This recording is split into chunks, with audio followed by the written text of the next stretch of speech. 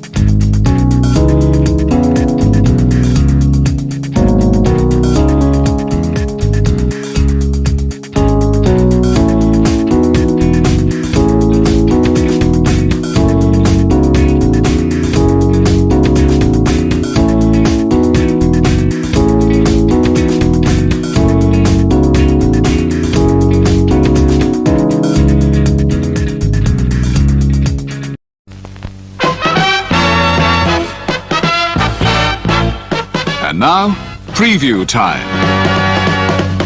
So let's take a look at what's coming your way.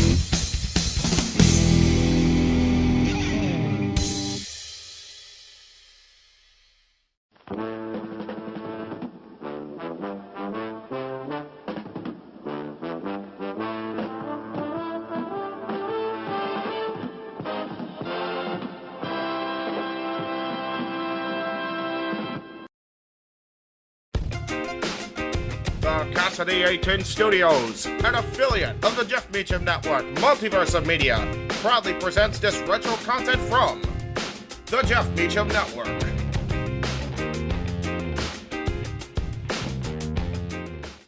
The Jeff Meacham Network's Multiverse of Media. For over 15 years, the recognized symbol of excellence and the standard bearer in coverage of sports and entertainment.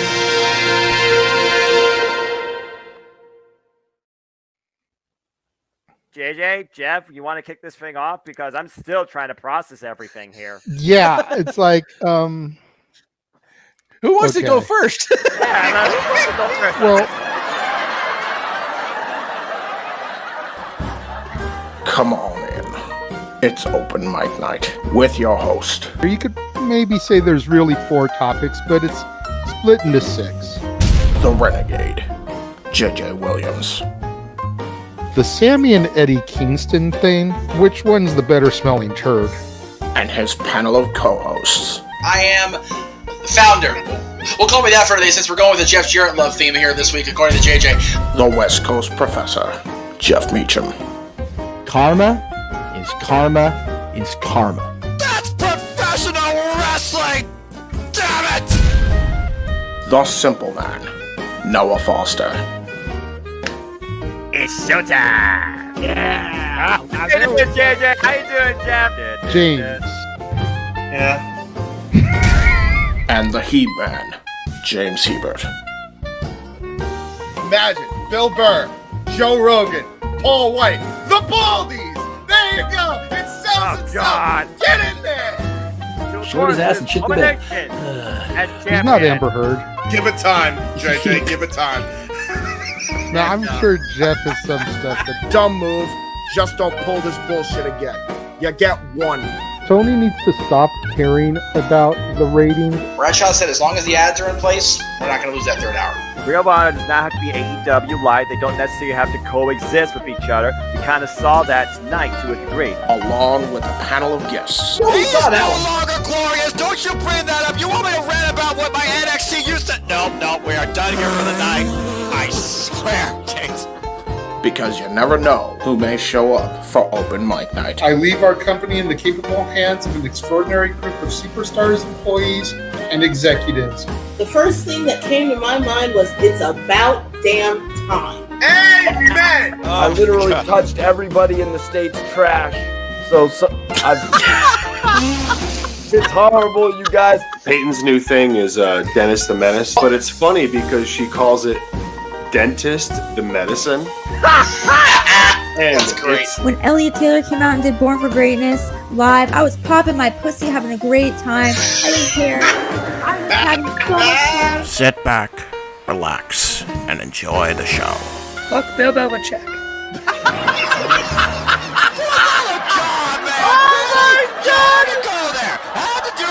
Football thing. We got it on wrestling, and then you bring in that shit. That's just how the thing goes off the damn rails. Brilliant, bloody brilliant.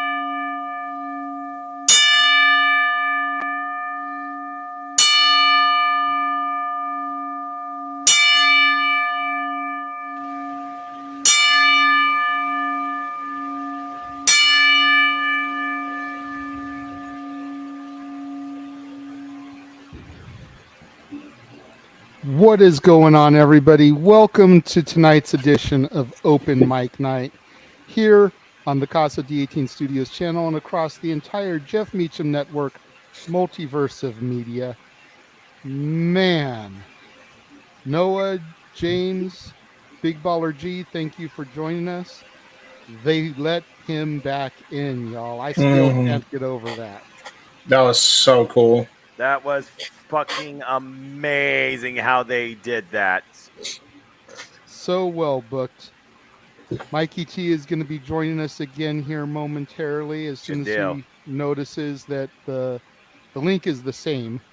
We didn't change studios or anything, so I messaged him. But if somebody else can reach out to him, let him know. What's his Facebook? Well, somebody has to DM me his Facebook. I'm not trying to dox him. Right. No, I get it. Oh, here it is. Woo wee! I found him. I think Mikey T is on here somewhere. Mikey Thurston, actually. A says that death of Sarah Lee still has me shook. I remember having a crush on her during Tough Enough season 6 in 2015 and rooting for her to win the whole thing. Yeah, unfortunately, I had no idea who she was. 2015 was during that era when I wasn't paying attention, wasn't even following Tough Enough or anything like that. Yeah, it was like the rebirth of the Tough Enough season where they had Paige and Jericho kind of like as coaches and other people, and she, along with somebody else, won at the time. The fact, though, that again, 30 years old, so young in life, a mother of children as well. You can understand right now how literally the family has to be heartbroken, and now those young ones don't have that sort of influence or future in their lives. That's devastating if you don't understand wrestling or the wrestler, but you understand what that means in the realm of family. So the entire loved ones and family members of Sarah Lee, prayers and condolences, wish them all the best. And if people can contribute to the fun, like we have seen lately, it's all over so many other great people in and out of the wrestling industry that were encouraged, inspired, or even worked with this individual. So at the end of the day, if you can't contribute to that donation fund, let this be a symbol. Let this be an example that treasure your loved ones, be grateful, and value life, for tomorrow is never guaranteed. Every day should be looked at as a blessing. Yeah, 100%. And it's with that in mind that we're not, yes, we're going to touch on drama. There's definitely wrestling drama. That's going to be saved for our main event. Yes. But we're going to try to have a little bit of a lighter show today. I tried to find some topics that weren't all negative. It seems like that's what gets covered the most because that's the easiest to discuss and debate is the negativity. Negativity breeds negativity. Positivity breeds positivity. And in light of all this, I tried to find a few things for us to discuss that are positive this week. Let's just jump right into things. Last night. Oh, before we jump into things, can I give a shout out again? I know I shouted out earlier, but I wanted to shout out Mistress Audio again, only because if you guys like really good voice acting as well, which I didn't mention before, definitely one of the best in the game, beyond question. Go check her out. She's got inflection in her voice when acting that I wish I could replicate. So go check that out if you're interested in that. Keep on.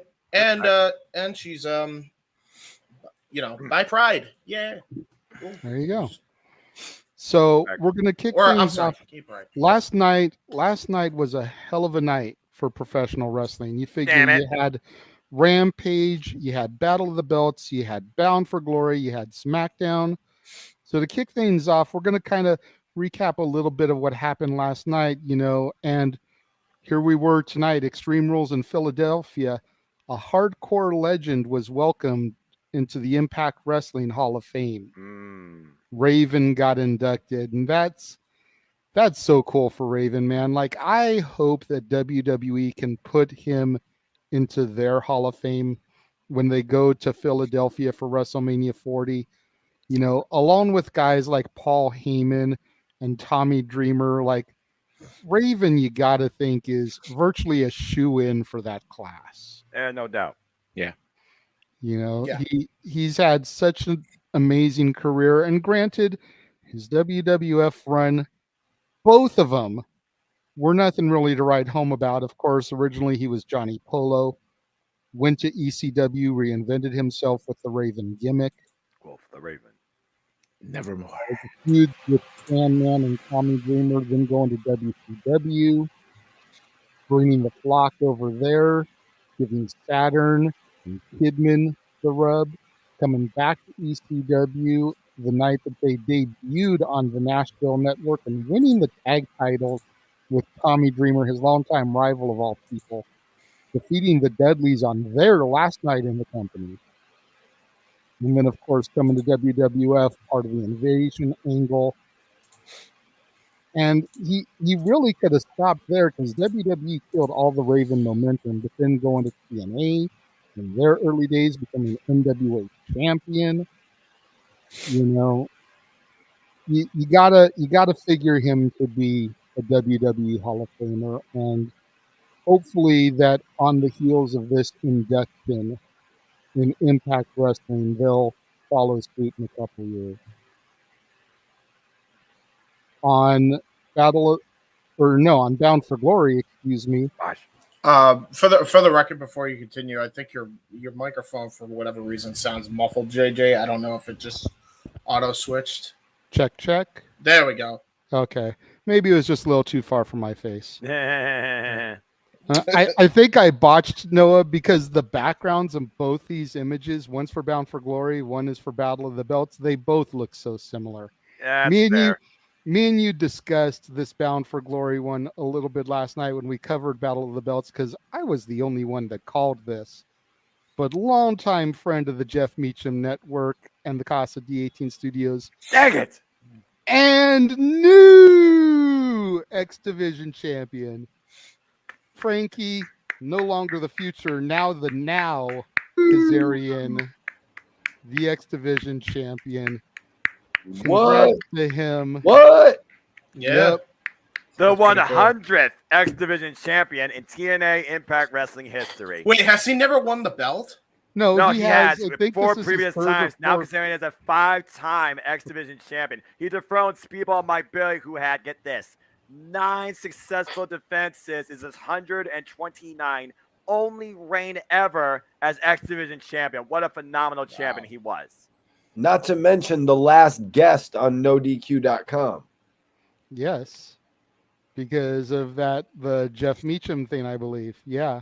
When Jeff had his Talk Wrestling on anniversary, Frankie came on there for a little bit. Nice. Big G, I thought you were at the show tonight for some reason. My bad. I had what tonight? I thought you were at Extreme Rules. No, I wish, man. I wish I would have gone, but I didn't get off of work. I got off at work at 8 o'clock exactly, and I have other stuff coming up next weekend. So, you already got fish joint. You already got other things, and I will say this before we get any deeper. For the first fully creatively made and guided PLE right here in the States from the mind of Triple H, and no doubt encouraged by Paul Heyman. That was an incredible show tonight. This was great. Yeah, absolutely. It goes to show that the train is on the right track. Man, I'm so pissed I didn't go now. I was like, oh my god. I know, right? You could have been there for the return of Bray Wyatt. Yeah, I thought I saw Big G when they showed the Huskus at first. I was like, is that Big G right there? Right there. Nah, but damn, Jerry called that, right? With all the creatures from the show coming to life. Well, we talked about it a couple weeks ago on Open Mic Night also. Yeah, as well. Yeah, we kind of saw this going this way. I thought they were leaning to it. Here's the thing, though, guys. We talked about characters connected to each. We don't necessarily know who was behind those costumes, or was that just symbolism for what was the past? Now Bray Wyatt comes in on his own under this new, no idea what we're going to get scenario. Well, I kind of looked at it like it's Bray Wyatt, and he's in control of all these characters. He's actually going to determine when he wants to unleash the Fiend or any of these other guys, which I feel like, honestly, the role that Braun Strowman's playing right now, he's so interchangeable that he could come in as the big guy, and they could just fit Dexter Lumis in there, and then they could just whoever else and just put him under these masks. That's true. That's an interesting way that they could do it. Absolutely. I mean, it wouldn't be the first time we've seen something like that before. And we also got to consider where this influence will be showcased across both or one brand in particular. Bottom line is this. for the first time in a long time, we are all truly engaged thoroughly at what's ahead in WWE, particularly for no other reason, Bray Wyatt. Yeah. I mean, it's kind of reminding me of the Winnie the Pooh horror movie a little bit. Wait, there was a horror movie? Absolutely. I'm Winnie still the Pooh. curious to see that. It hasn't dropped yet, but it's supposed to. Is that a real thing? Is it Yes. Let's just ruin every childhood that ever was. God. Yep. And So- that new Hellraiser was awesome, JJ. I haven't seen that yet. Hellraiser was never my cup of tea. This is All different. right. Well, while you all keep talking, guess what? I'm going to update the graph and leaderboard. So continue. Yeah, Continuing I think I'm still on- number 2. Continuing on with last night and how great a night of wrestling it was. Something dropped. And still that bitch. Yes, she is. Jade Cargill, 39-0. Who's next? I think that's the proverbial question. It's getting to be like Goldberg. Who's next? Well, I think we got a good idea after watching Battle of the Belts, JJ, because she took the title in possession. Well, the thing Did, is, sorry, Big G. Was it Nyla Rose that took the title? Yeah. Yeah. I didn't watch it, but I saw on Twitter, Jade Cargill had posted something saying, give me back my belt or something like that, and tag Nyla in there. Oh shit. Yeah. I had seen Nyla Rose in person a couple times at a couple conventions, and she's big in person. I was like, holy shit. Now the thing is with this, when Jade Cargill was gonna face Willow, which they need to drop Nightingale and just go Willow, before they even go with the Willow match, they literally did a promo with Nyla Rose and Jade Cargill once again. So it's like they kind of already blew the outcome of that match. I noticed Tony Khan does this a lot. He double books. He's doing it with the championship right now, for crying out loud. John Moxley is going to face Hangman Page, and then he's going to face MJF. I don't get why he keeps double booking like this, because it makes outcomes completely obvious. For a second, I was like, damn, they're really going to have Willow. They're giving Willow this rejuvenated push, but I guess it was just literally a 2-week span. And just further testing the champion while further trying to push forward somebody else in the eyes of the audience. You could call it exposure if nothing else, but I do understand what you're saying. While we went into a sub-tangent. No, that's all good. That's what we're here for on this channel. And let me remind sub-tangents are good. Let me remind everyone in the comments that if you want to ask a question or suggest a topic, make sure it's got a super chat attached to it. We've got a few different topics we're going to try and get through tonight. So if you want to make sure that yours catches our attention and does get discussed, TikTok, add a super chat to it. It doesn't have to be a lot, just a little something to help make it pop and catch our attention. Something, chart side, super Show chat. some love. So the first real topic we're going to talk about, and since he's been quiet, I'm going to let Big G sound off on this one. Oh, thank you. Yeah, from the big brother. Been a while, brother. This is something that was submitted to me by Jeff, and I didn't even know about it until he sent it to me.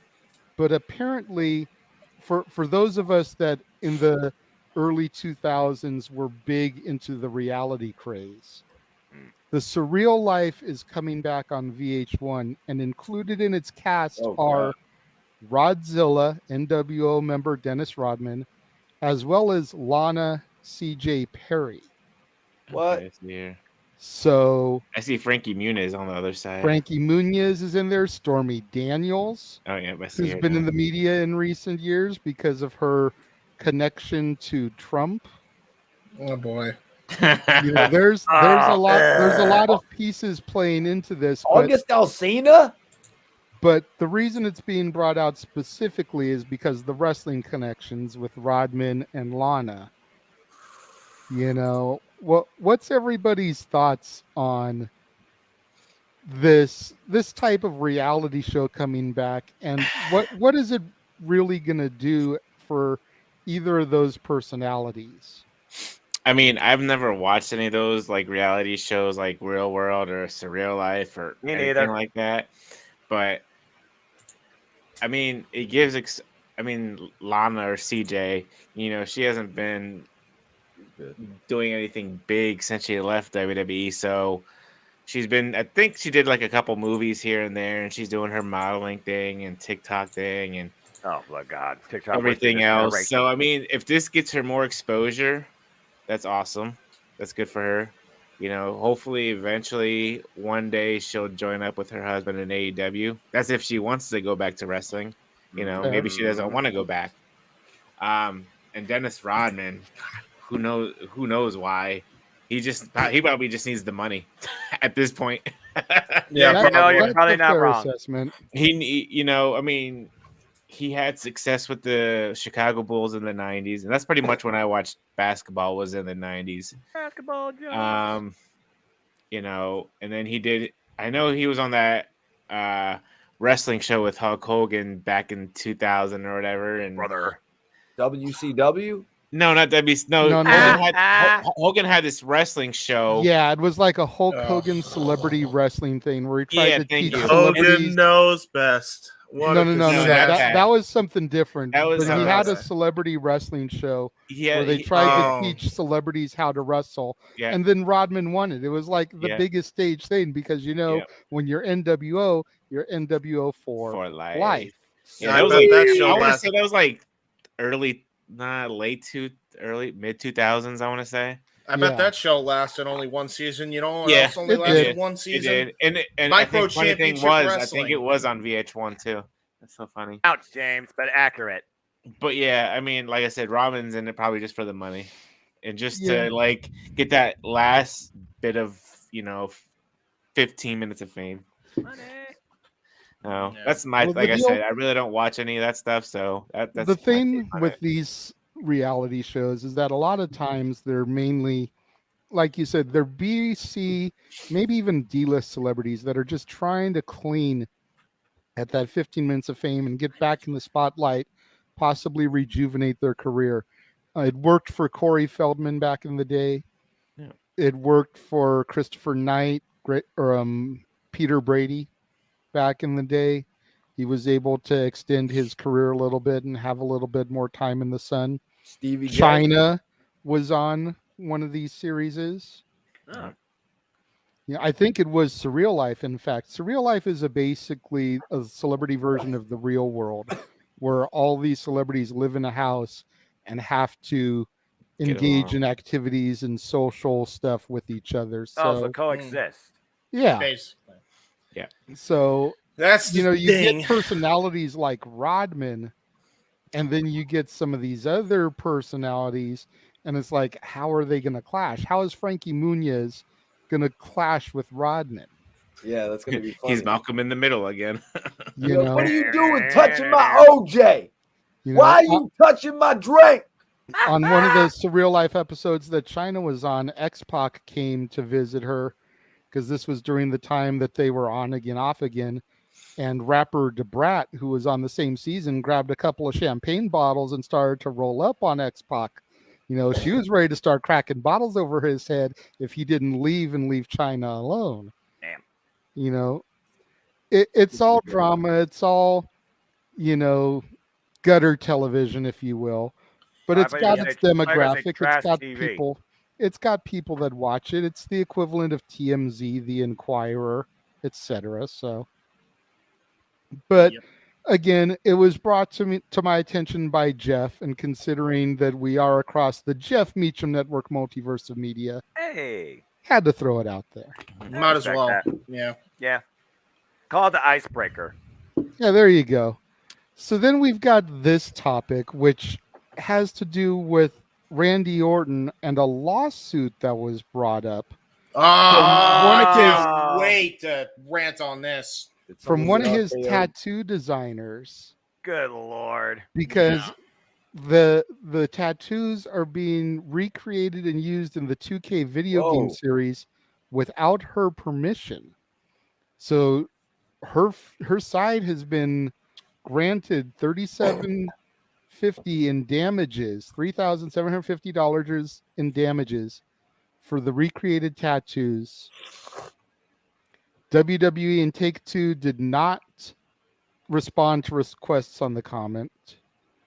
It says that the companies were sued in 2018, accusing them of infringing her rights in the tattoos by using them on Orton's avatar in 2K16, 17, and 18, respectively, without a license. Wow. And then WWE tried to say that the game made fair use of the tattoos in order to depict Orton realistically. This is an interesting lawsuit here that's been filed and awarded in her favor, because what's going to happen to all these other video games that use real scan digital technology to try to make their characters look as realistic as possible? Right. Mikey, what are your thoughts on this? You know, this is pretty interesting because I had done an interview in the past with a rapper from Philly named Tone Trump, who actually did a cameo in the movie Creed. You remember the movie Creed? Yeah. The son of Apollo Creed, Michael B. Jordan. Fucking love that movie. He called him Baby Creed, and he was like, "Don't call me that." And then he punches the guy. Yeah. So that guy actually, I did an interview with him, and he was explaining to me that when I asked him about why he didn't have music in the movie, about getting his music put in the movie. He also told me about the tattoos he had. They all had to get cleared for some reason that seemingly sounds something like this. You know, with the years and the technology getting so crystal clear, they're seeing the tattoos, and this woman is like, that is a tattoo that I made. That is my personal design or some shit along those lines. She's like, I want intellectual money. property. That's my that's my intellectual property. I want to be compensated for it. All types of lawsuits can pop up like this. I mean, it's kind of a small lawsuit in this grand scheme of things. That's why I could see people trying to sweep it under the rug. You said WWE didn't even comment on it, or they said we were just trying to do. They said something like we're just trying to make it look realistic to Randy Orton or something. Yeah, the first graphic says that the attorneys didn't immediately respond to requests, but then the second one says that there was a claim made for fair use by using them to depict Orton realistically. Right. All this is taken from the same article, so there may have been a jumble in some of the wording and whatnot, but I tried to represent as best as I could here. Well, SmackDown versus Raw, Here Comes the Pain, SmackDown versus Raw 2007, they probably weren't facing these issues because you really couldn't make out anything on the characters. I mean, I've been playing these games pretty religiously with my older brother since like the early days of it, the first days of it. You know, the graphics have just become that much better. You know, why wouldn't they pay these people? You know what I mean? These people that, you know, they know have put. I remember back in the day, you guys, when they didn't even want Randy Orton getting any tattoos. You remember that shit? Vaguely, yeah. They let him sleeve up his whole arms. I think to me it's semi ridiculous. Although I will say, hey WWE, it's not fucking fun being on the fair use side being abused, is it? Not fun, huh? How about a piece of humble pie, James? Just keep going. Just a little jab at you for, you know, claiming the video with the freaking 9/11 tribute. That's the jab right at you. And for further, we got dinged last night. No, I don't know if you saw it on your channel for the 8-bit version of Darby Allin's "I Fell" that played before the show came on. Yeah, they're pinging us now for 8-bit versions, dude. Like we used to be able to get away from that. So much for that working. Dang. Yeah. Well, WWE got pinged this time for those very, very realistic Randy Orton tattoos. I say this is what I say though, because I'd be hypocritical if I said, "Well, turnabout's fair play." I think it's a little bit. I think it's a little bit ridiculous that they had to go this route when they easily could have just worked out a deal to get some compensation from a non-conflicting perspective. If they tried that and WWE still tried to basically brush it under the freaking rug, then that's a different story. Then yeah, fair enough. But I don't think it's.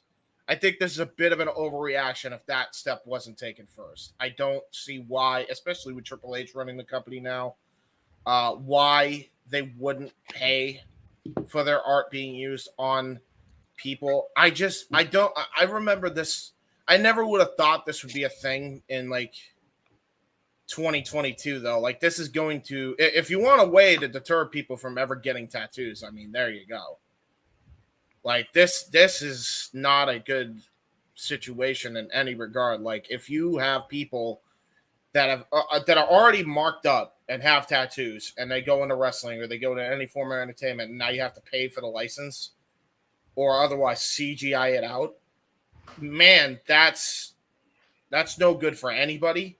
And that's going to discriminate against an entire group of people on accident because you're basically trying to get yourself compensated when in actuality you should really just be working on a deal with Take-Two Interactive in this case, and just for the future of all tattoo artists, working out a deal if there are celebrities that are getting paid to at least get some compensation for it.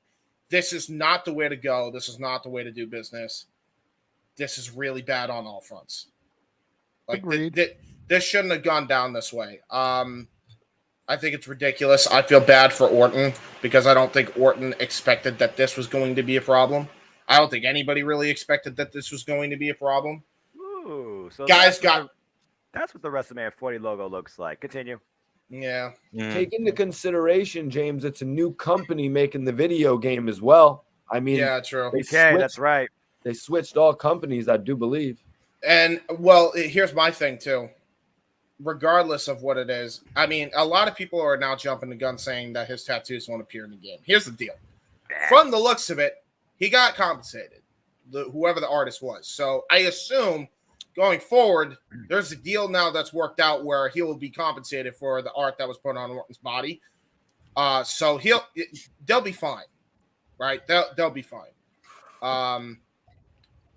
You know, I just hope this doesn't make people in wrestling just say, nah, we're not going to bring them in if we can't even use these tattoos on screen. You know what I mean? Like, granted, you could use them IRL, but it's like, I think it's a bit much to be going this far with it when you realistically could have just banded together and just, gone to Congress and be like, hey, we should be allowed to get some compensation for our work. We're not trying to sue anybody. We just want to be compensated. Well, I think that would have been a better way to go. But another thing to consider is the WWE action figures as well.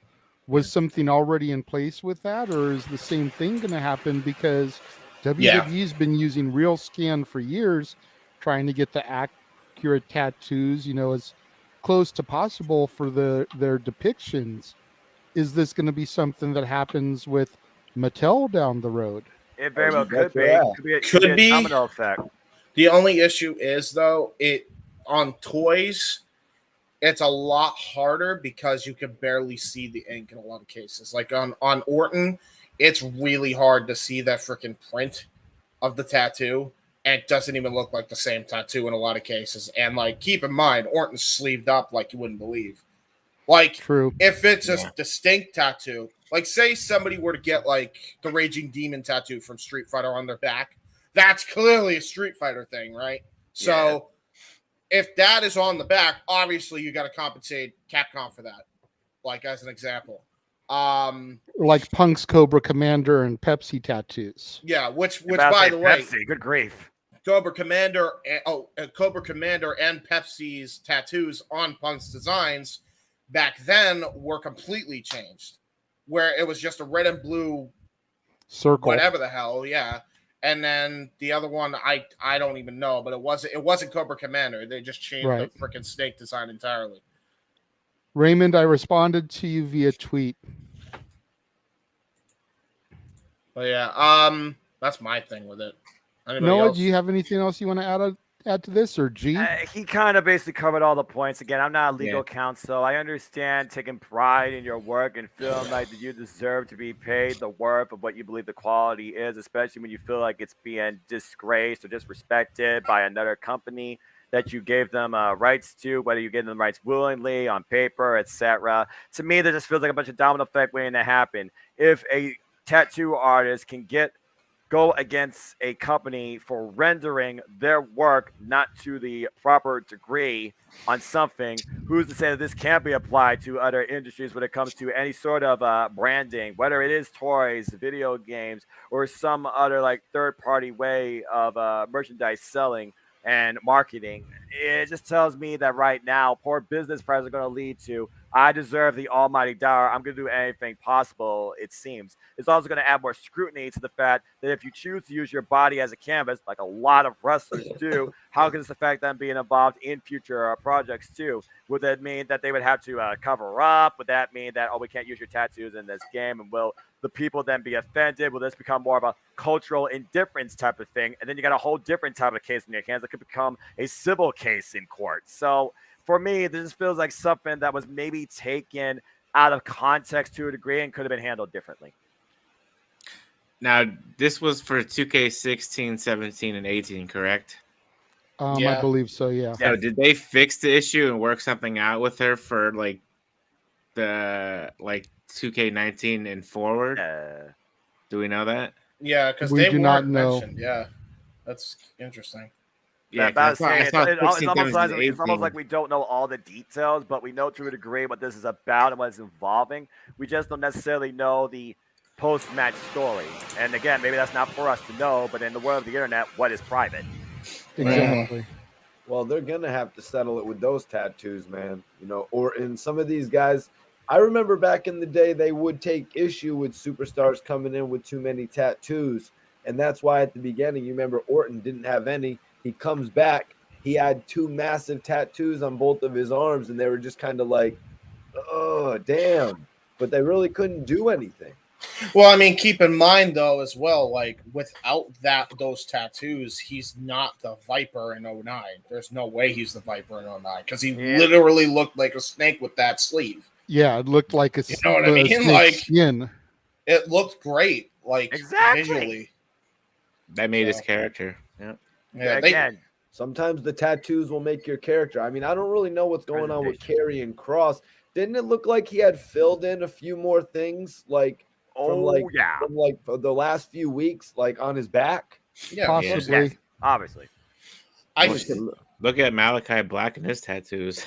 Yeah, exactly, man. Like you can't. You're gonna be doing this a lot, but it's like it's frustrating because it's like, all right, well, this is the exact same issue that we have taken up when it comes to, you know, the media or specifically music media, like the labels, you know, getting basically their grubby paws on the majority of the damn shares of artists. When if you take a look at like independent artists in music, like Jonathan Young or whoever that do rock, or some people that do rap, when they put their stuff on Spotify via SoundHound or whatever app they decide to use to put it on there, they get a large majority of the compensation, and they don't need a label attached to them.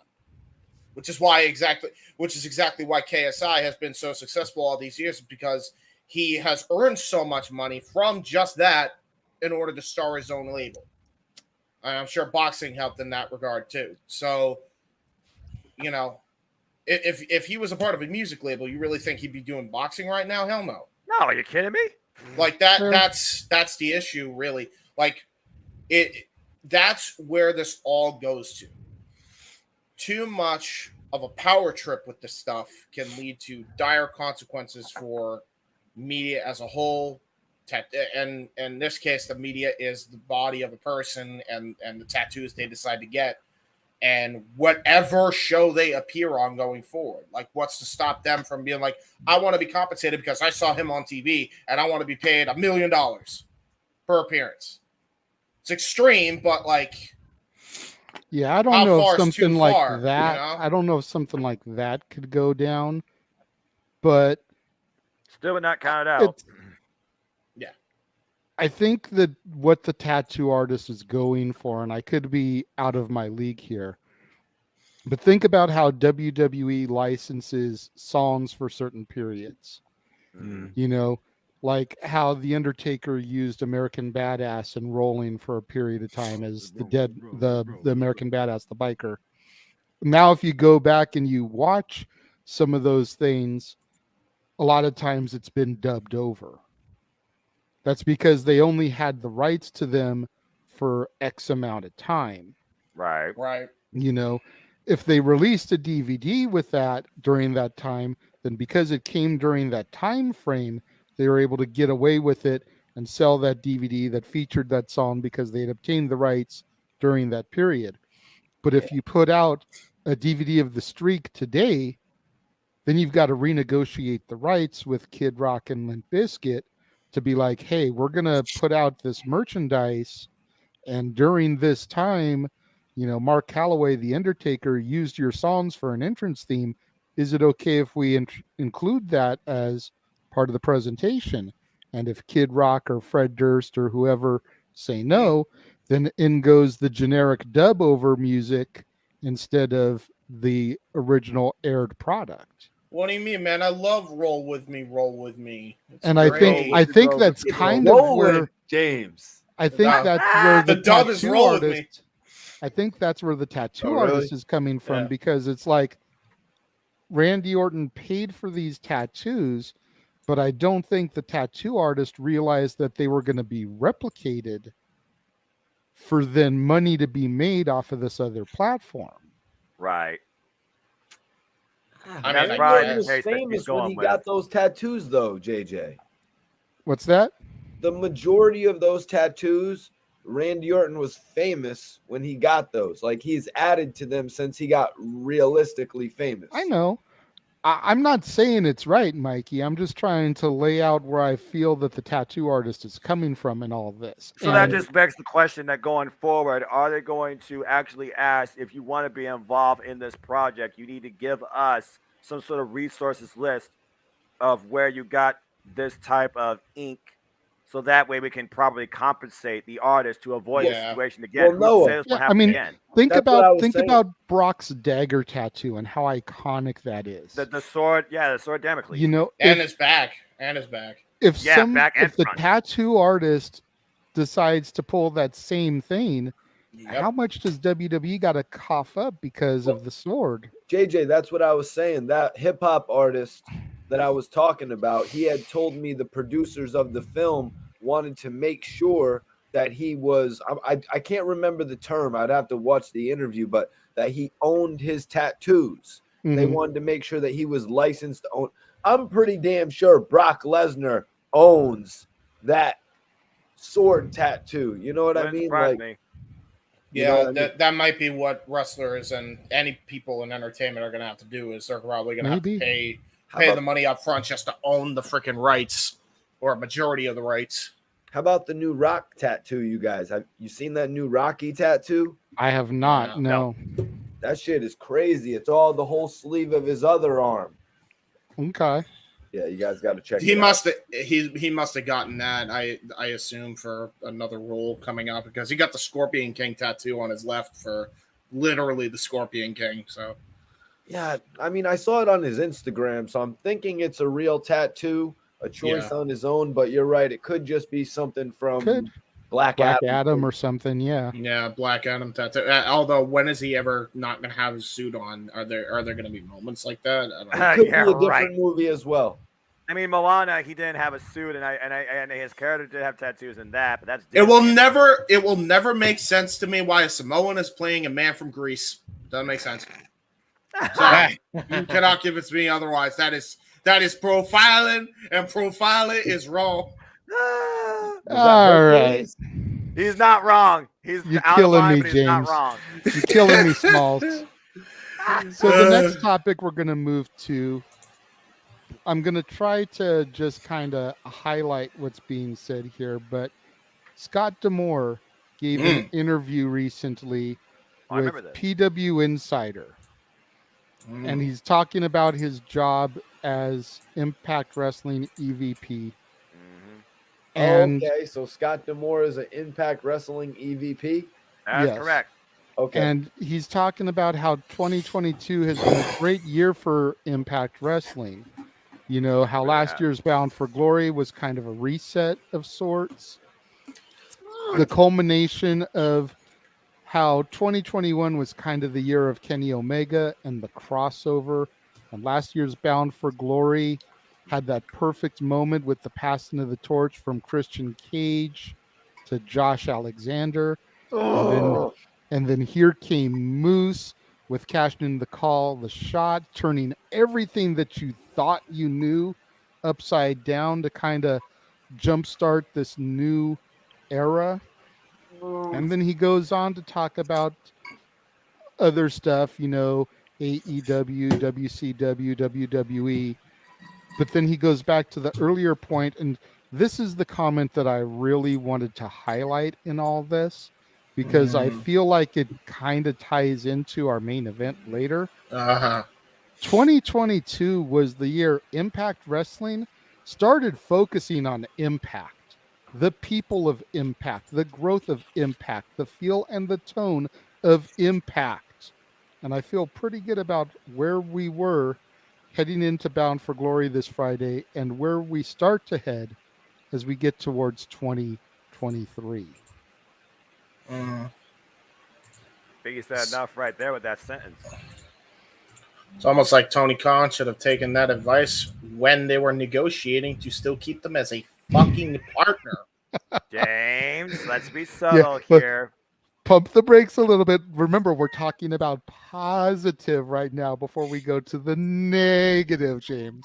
Yeah, I'm going to leave that to James. We need James with the milk and the cookies and the warm fireplace. When you're talking about Impact, what positive is there to say?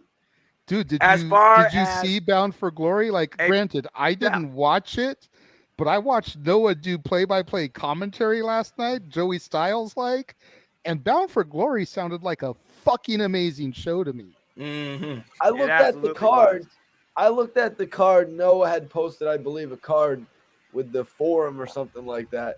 I didn't know 9/10 of the people on the card. That's fair. Because you haven't kept up with the product, because maybe at one point, based on, you know, politics and just outrage and maybe just the outlook, you weren't supporting or following Impact Wrestling as thoroughly as I was. Because of, yeah. And let's put it out there. James Storm said it at Slammiversary when America's Most Wanted returned. Some people thought this company wouldn't be around for 1 month, 1 year, 10 years, and here we are still kicking 20 years later. And that being said, goes to the testament of what truly has been the alternative in the wrestling industry. Scott D'Amore is on point here. Since Impact Wrestling has focused on solely internal growth of their roster, they have really cultivated a constant following, yes, but also more fans with a brighter outreach to the product. And you figure about who they develop in the likes of Jordan Grace, Masha Slamovic, reigniting that passion in the likes of Killer Kelly. You see what Macadona and Chelsea Green have done with their time and Impact, and Brian Myers. You see the stars that have risen, like Tasha Steelz.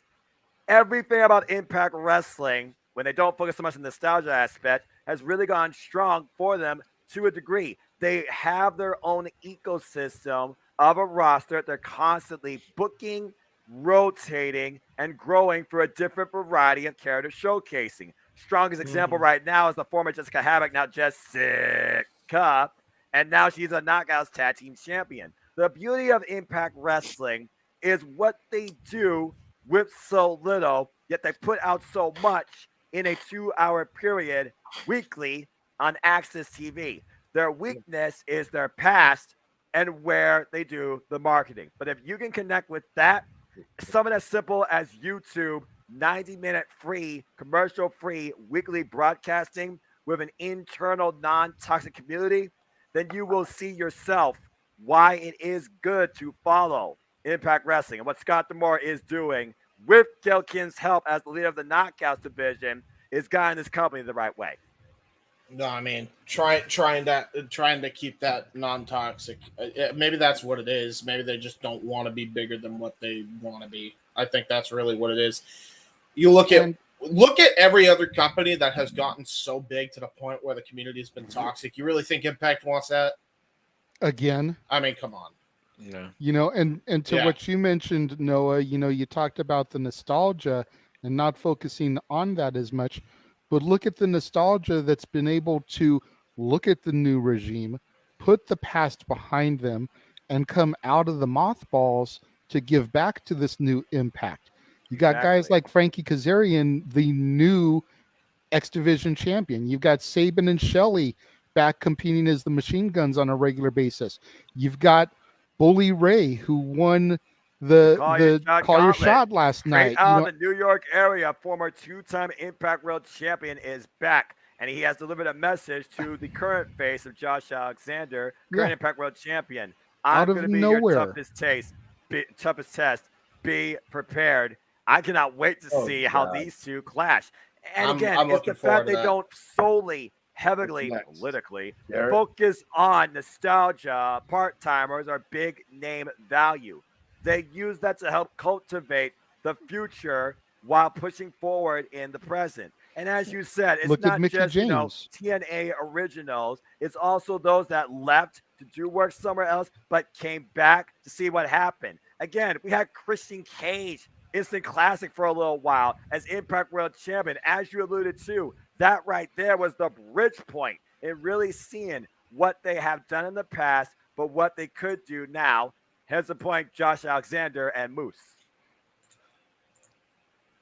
You know, Impact, granted, Impact Wrestling, TNA, whatever you want to call it, definitely had its dark days. Yeah. But much like Nathan Banks here, I've been a fan of NWA TNA Impact since the first day I saw it. My dad and I bought the 1-year anniversary pay-per-view for a penny when it was still a weekly pay-per-view, because that's what they were doing to try to promote it. They offered the 1-year show for a penny.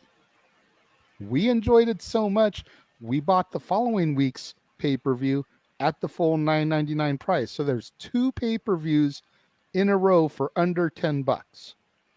It comes down to perception and what sort of perception you hold this company to. If you dwell on the past, you cannot see what the future could bring forward to you. Impact Wrestling, in my opinion, is in a better state more than ever because of the way they are booking and outlooking their internal roster. Yeah. So there's a reason that I own that replica, Mikey, because of the way that I gravitated towards it back in those early days. That's a bucket list item that I now have right here sitting next to me every time I do a live stream out here. What is the red made out of? It's paint. So,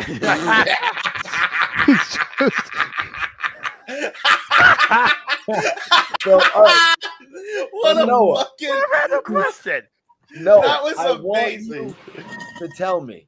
All right. The comparison. It's the blood of children's souls. No, because I want the comparison of Impact to NXT then. Not the new NXT 2.0, but the classic NXT black and gold that you rocked with, man. What's the comparison? Because people that watched NXT back in the day, you saw character development. You saw people not being overbooked.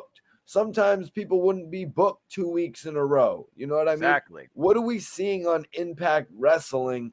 That is it similar to what NXT was? Is it better than what NXT became on USA Network?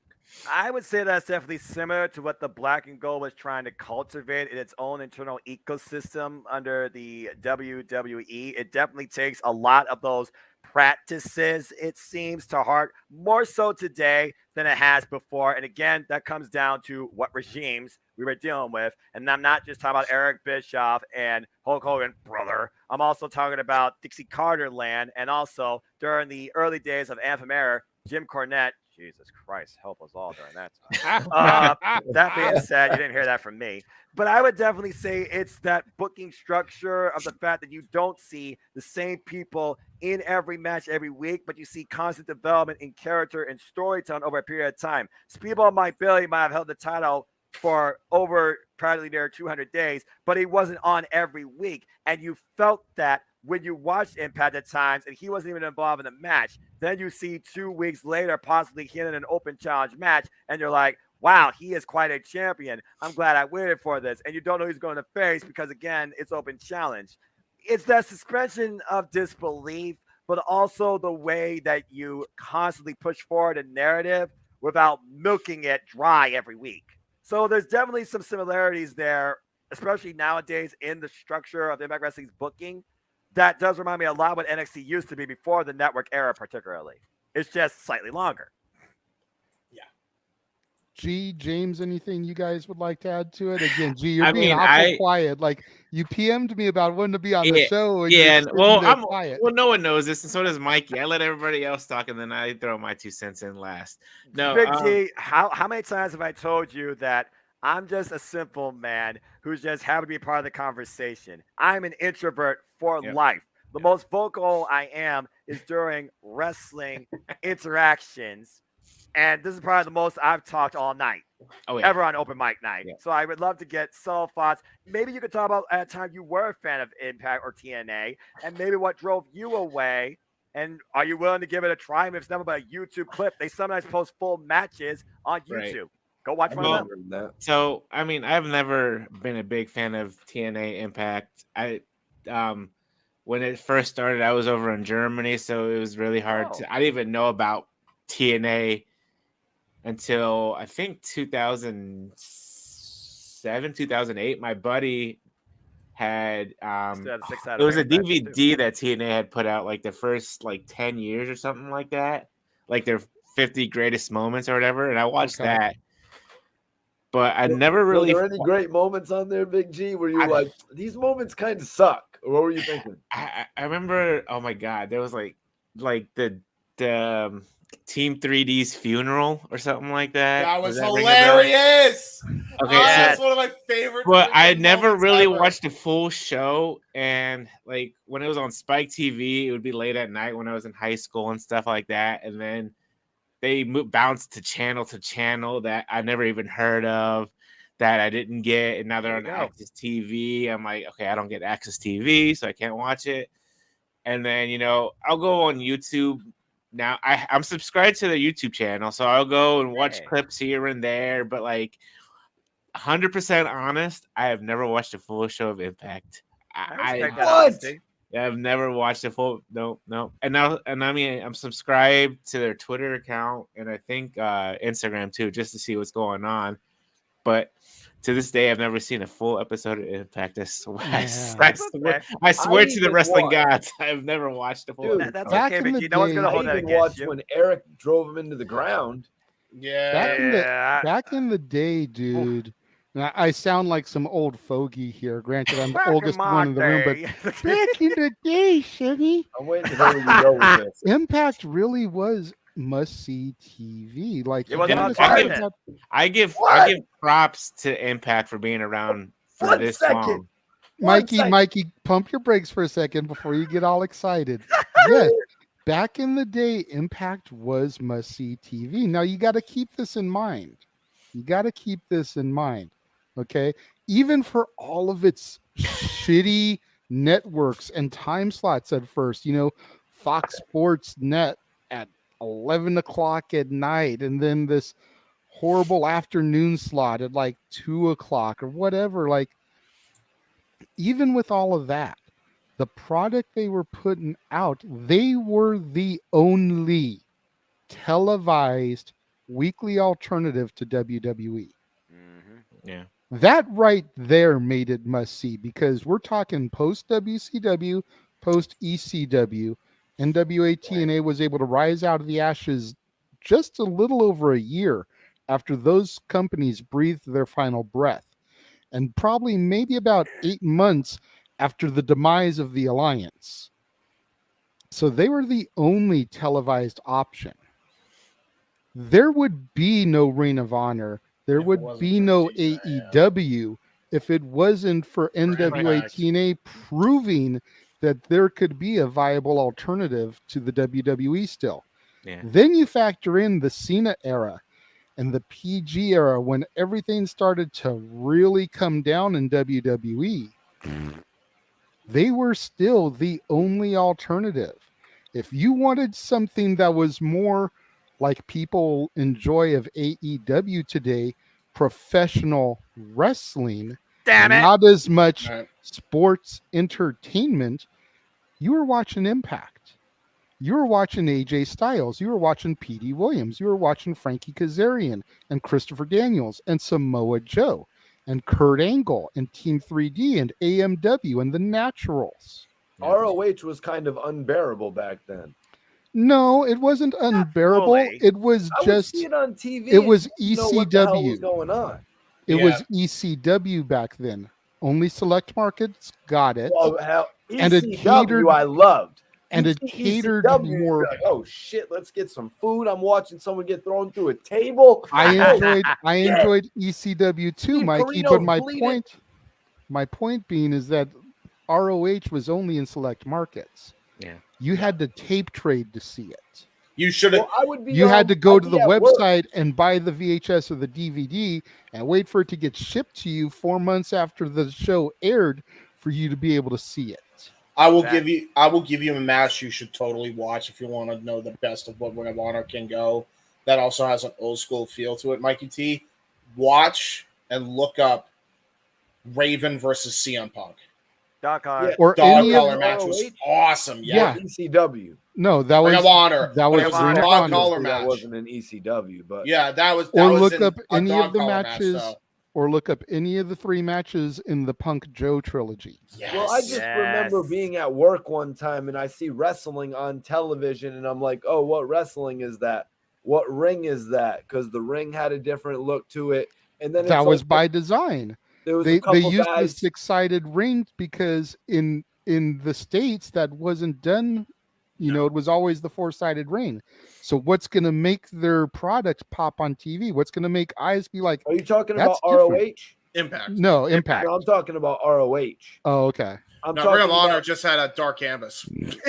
yeah, exactly. And I really didn't see I couldn't tell who was in the ring. But with TNA, you actually had people in the ring that they would try to make that you know who they are. You know what I mean? Yeah. Even at the beginning, they were bringing Razor Ramon, Scott Hall into it and shit. Mm-hmm. But my issue, JJ, with TNA is how they would book things. Like they would have Abyss running around with a big 2x4 with nails in it. RVD Janice. was the champion. You know what I mean? Yeah, and then you grew up in the worst era in that regard. They're building to a huge RVD versus Abyss match, but then at the end of Impact, and this is why you would never tune into a full episode of Impact, Big G, because at the end of Impact, RVD is sitting there with his leg full of blood, and then the 2x4's there, and it's like, oh, RVD is going to have to drop the title because some guy hit him in the leg with a 2x4 with nails in it. It's Yeah, like, I understand. I understand why Kidding where you're me? coming from. WWE. That booking Yeah. no longer applies to Impact Wrestling. It has not applied since their If- acquirement underneath Anthem Entertainment. I hear Again, you. the biggest flaw in the last few years, particularly of Impact, was just finding an appropriate home and flow. Since they have developed themselves on Access TV in a safe time slot and as being booked and managed, particularly by a guy that's former coach, former participant in Scott DeMart, Team Canada, and the Knockouts being led by the first ever Knockouts champion, Gail Kim, they have definitely raised their roster to much better prominence in the last 3 years in particular. Yeah. To steal a phrase from Noah, Mikey T, if that is your Impact Wrestling, damn it, you grew up on the wrong era. Yeah. You need to go back and you need to watch. You know what you I need to mean? watch the 2002 to 2007 Impact. Hell, and then check out what's going on. 09. 09 Whoa. was breaking point. And then Whoa. even check out Don't what's put going me on through now. The Jeff only Jarrett and wannabe Triple H shit. dude Please, during that I- era, you had I the was rise there. of AJ Styles. That was must see TV on a I regular saw basis. Air Styles back in the day on You know, WCW, man. You had AMW versus Triple X and the America's Most 3LK. Wanted. The only reason I don't watch Impact religiously today, and it's to steal Noah's catchphrase, it's as simple as this. I've got too much wrestling that I'm trying to keep up with, and I've got too many movies that I'm trying to watch in order to do my movie review show, which is my bread and butter on my channel. I already watched Raw, NXT, not Noah's NXT, SmackDown, Dynamite, Rampage. That's 5 shows throughout the week. I don't have time to watch Impact in New Japan as well. And you gotta look at nowadays, wrestling is not the only go-to as a source of entertainment, with so many other distractions available at people's fingertips. Exactly. Wrestling is more underappreciated and underlooked at than ever before globally, despite WWE. Big G has something he wants to say. Speak, Big G, speak. So look, I got 2 things. So you're right, JJ. There's so much wrestling out there. I think I just watch NXT. No, I don't watch NXT. Sorry, not my NXT. No, damn it. I watch Raw. I watch SmackDown. I watch Dynamite, and occasionally I watch Rampage. So that's 4 wrestling shows. But then I got my TV shows that I watch during the week. Exactly. And then all the movies, especially now that it's Halloween, all the movies I'm trying to binge through like crazy. But Noah, do you think that Impact will move away from Access TV and go to like an actual major television brand or network?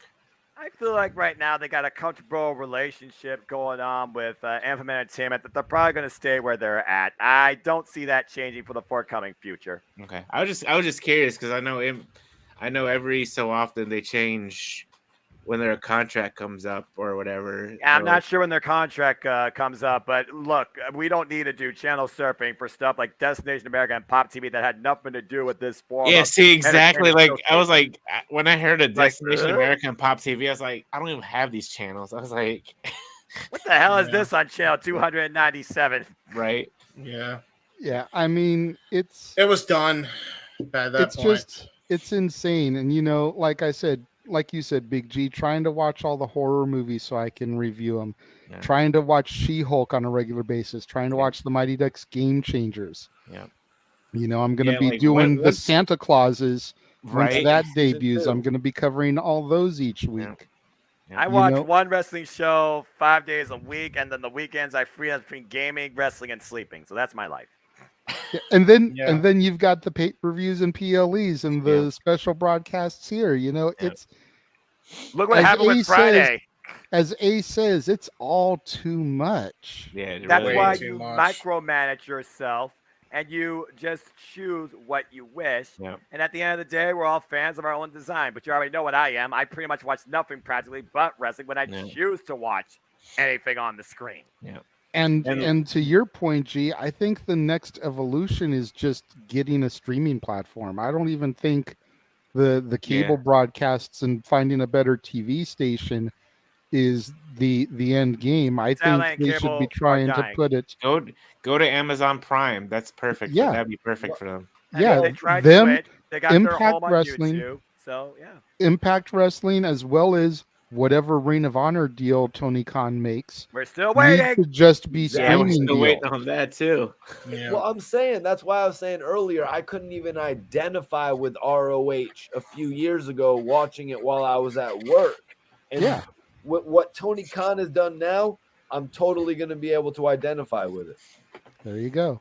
Yeah. Speaking of Tony Khan and AEW, the semi-main event, James. This is another positive. Oh wow. Thing. This is another positive thing. Okay. And it has to do with Saraya. Hey. Saraya. Apparently, she has been cleared to wrestle again. By Doc Sampson. Oh God. I don't want to. All right. Wait a minute. She could be headed to a match with Dr. Britt Baker. Do it with us now. DMD. I refuse to do that after what she did. She is the greatest female in sports and entertainment right now. Dr. Britt Baker is more than likely going to be more famous than Charlotte. And listen, I'd agree if she wasn't like a Shawn Michaels and was unprofessional as fuck backstage. Damn. Is she? I haven't really heard too many rumors like that. I Thunder Rosa, the whole thing with Thunder Rosa is Bret Hart, Shawn Michaels, pretty much, yeah. So, no alert. I saw that. No But, A got it down with us in the comments with the D M No. D. That was Hey, you're on awesome. point. It's interesting how the champion is going to be playing whoever the champion is. Tony Storm, Thunder Rosa, they are going to be playing second fiddle to Saraya and Britt Baker at Full Gear, without a doubt. Which is fucking ridiculous. This Tony James Khan will come to you at the end because you're obviously on the negative side of this coin. To a degree, it's not. I'm not against Paige wrestling. I want to make that clear. At least that's really good for her. She more than deserved in that regard.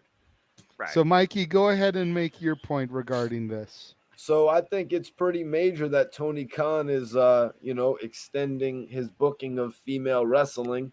Although About damn time. The biggest criticism on AEW since day one, but I digress. Continue. Yeah, you know what I mean? So they're going to get at least 3 spots at the Full Gear pay-per-view. You know what I mean? 1 semi-main spot that's going to be practically built as a main event, similar to when CM Punk was brought back to face Darby Allin. Yes. So, so that's going to be a big Full Gear match. And what's that going to go right alongside? It's going right alongside Jon Moxley versus MJF. So It's gotta be. yeah, I see that pay-per-view doing nearly the 250,000 mark that Tony Khan always likes to shoot for. But as far as how she's going to do, I mean, those punches looked a little bit weak to me. Britt Baker can go in there. Penelope Ford, she goes in there. You know what I mean? Ford has been amazing since her return, no doubt. You like these women, like they really go. I'm hoping Paige could keep up. Maybe I'm thinking a little bit lightly of Paige here, but those Paige, that kick, I don't know, guys. I mean, to be fair, it was Rebel that took it, not Reba. She kind of was the safe bet, so. She kind of did the sell. So I understand where you're coming from that spot. But I do love the fact that you actually do see the development in the showcasing and booking of the women's division, which has always been the biggest crutch to any AEW fan. Because, again, we respect women's wrestling. You look at what they're showcasing now on the likes of Serena Deeb. Again, the most experienced vet on that entire division. You got coaches leading it now in Madison Rayne. You got that experience factor, name value in Saraya. You got the organic home growth in the likes of Penelope Ford, Dr. Breaker, DMD, Jamie Hayter. Chance for Jamie Hayter. Jamie Hayter has been impressing and connecting with the fan base. And yes, I'm a hater, hating her live. You talk about Tony Storm. You talk about Hikaru Shida. There is a lot of great talent and variety. It's just a matter of connecting them to your audiences more than a typical spot. And we've been seeing more flexibility lately in the women's division booking, which has been long overdue. Yes, G, go ahead. Yes. Oh, God. So everybody knows here I'm a big Britt Baker fan. Oh, I'm well Really? aware. We had no clue, G. Go ahead. My God. It's not like you own a let the shirt or crowd anything that like may that. not know. How big of a fan of Dr. Britt Baker are you, G? I'm a fan that I've already met her twice at 2 different. I met You have her any at shirts? Dynamite in Pittsburgh, and I met her at Celebfest 3. Yes. Nice. But yeah, I mean, she seemed like a nice person. I don't know. From what James was saying, I guess there's backstage heat with her, but I haven't read anything. A lot. Could be a I've never superiority seen complex anything. coming into I thought play. Tony loved her. I mean, I can understand with Thunder. I met Thunder Rosa too, as well, I should say. And I mean, she seemed very nice and stuff like that. I cannot connect with Thunder Rosa in the ring. But anyways, with Saraya being back, I'm happy for her. Same. I just felt like that first segment she was back on Dynamite when she introduced like the baby faces coming out. I just felt that was like really cringe. I just couldn't get into it. And then like you had Britt come out with the heels. I'm just like, okay, what's going on here? Battle lines drawn, the women's division. Yeah, I understand. And That's then a like starting they had point. the lumberjack match, and I was just like, okay. First ever. Yeah, first ever, which is awesome. But I don't know. I feel like Saraya and Britt Baker are gonna have their match at Full Gear, which would be cool. and then I'm sure they'll have like another 1 or 2 matches after that. But I can't connect with Toni Storm either. I don't know. I just can't get behind her. Here's a Big question G, for when you you look guys. at women's wrestling, what is the particular thing that you look at? Do you look at star power? Do you look at character development? Do you look at image showcasing? We obviously know how good you are at WWDMD.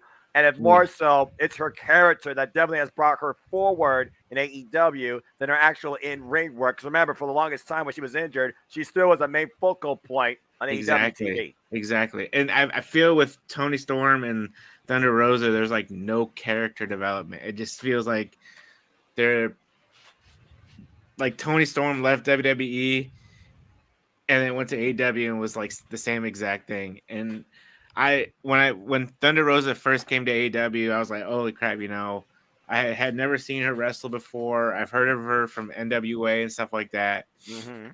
But then I see her wrestle a couple of times. I was at that show in Baltimore, Dynamite, when Thunder and Serena Deeb had their match, or were hyping up their match right for the pay-per-view, and it was complete silence. Nobody was cheering for Thunder or Serena, or booing Serena. It was dead quiet. So you also got to consider what they were following, though, as well. Because, again, that was more so when the women's division being pigeonholed. Right. Yeah. Sounds like a classic case of how he pushed Hangman too quick. But I know James wants to do his thing. But Big G, real quick, I got to ask you, man. So, Britt Baker versus Shayna Baszler. Oh, Jesus Christ. I knew it. Who wins the match? I knew it. In a Big G on a pole match. I was gonna say lights out, but then I know. No, I would go with Britt Baker. Either way, no. Elimination Chamber phase Shayna Baszler right out of NXT. Yes. Shayna Baszler Yes. or Britt Baker, man. Britt Baker's been pretty consistent. Still Britt. No. I would still go with Britt. Yeah, like I said, it's like 1A and 1B. You got Britt and Shayna up there, so. Before we unleash James on this topic, I have a question for the panel here regarding Saraya. Now, do you pull the trigger at Full Gear in November 19th and have Saraya versus Britt? Because even though that's just a little over a month away, November 19th, I feel that that's too soon. Or do you save that and have Saraya go against a few other people at Full Gear, on Dynamite, on some special Dynamite Rampage, since Tony likes to do 51 special editions of Dynamite over the course of the year. There'll be only one regular Dynamite. Do you save Saraya for those type of shows and have her go through some of the rest of the roster, building up to Britt at maybe the Retribution or Revolution, whatever it is? Forgive me. Thank you. I'm still learning their stuff. You're fine. As opposed to pulling the trigger at Full Gear? Well, JJ, it's funny you mentioned that because, as you know, AEW Revolution, rumor has it, will be literally in y'all's neighborhood, California, at the Cow Palace.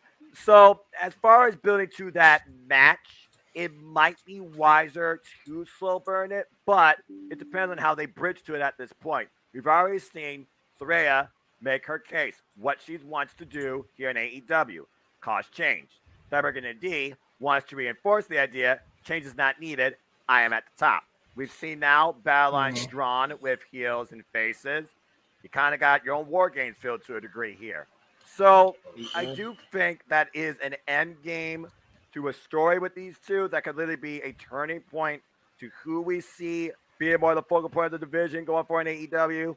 But as far as booking it for Full Gear, yeah, maybe hold off on it. But then it depends, though. What do you do in that case?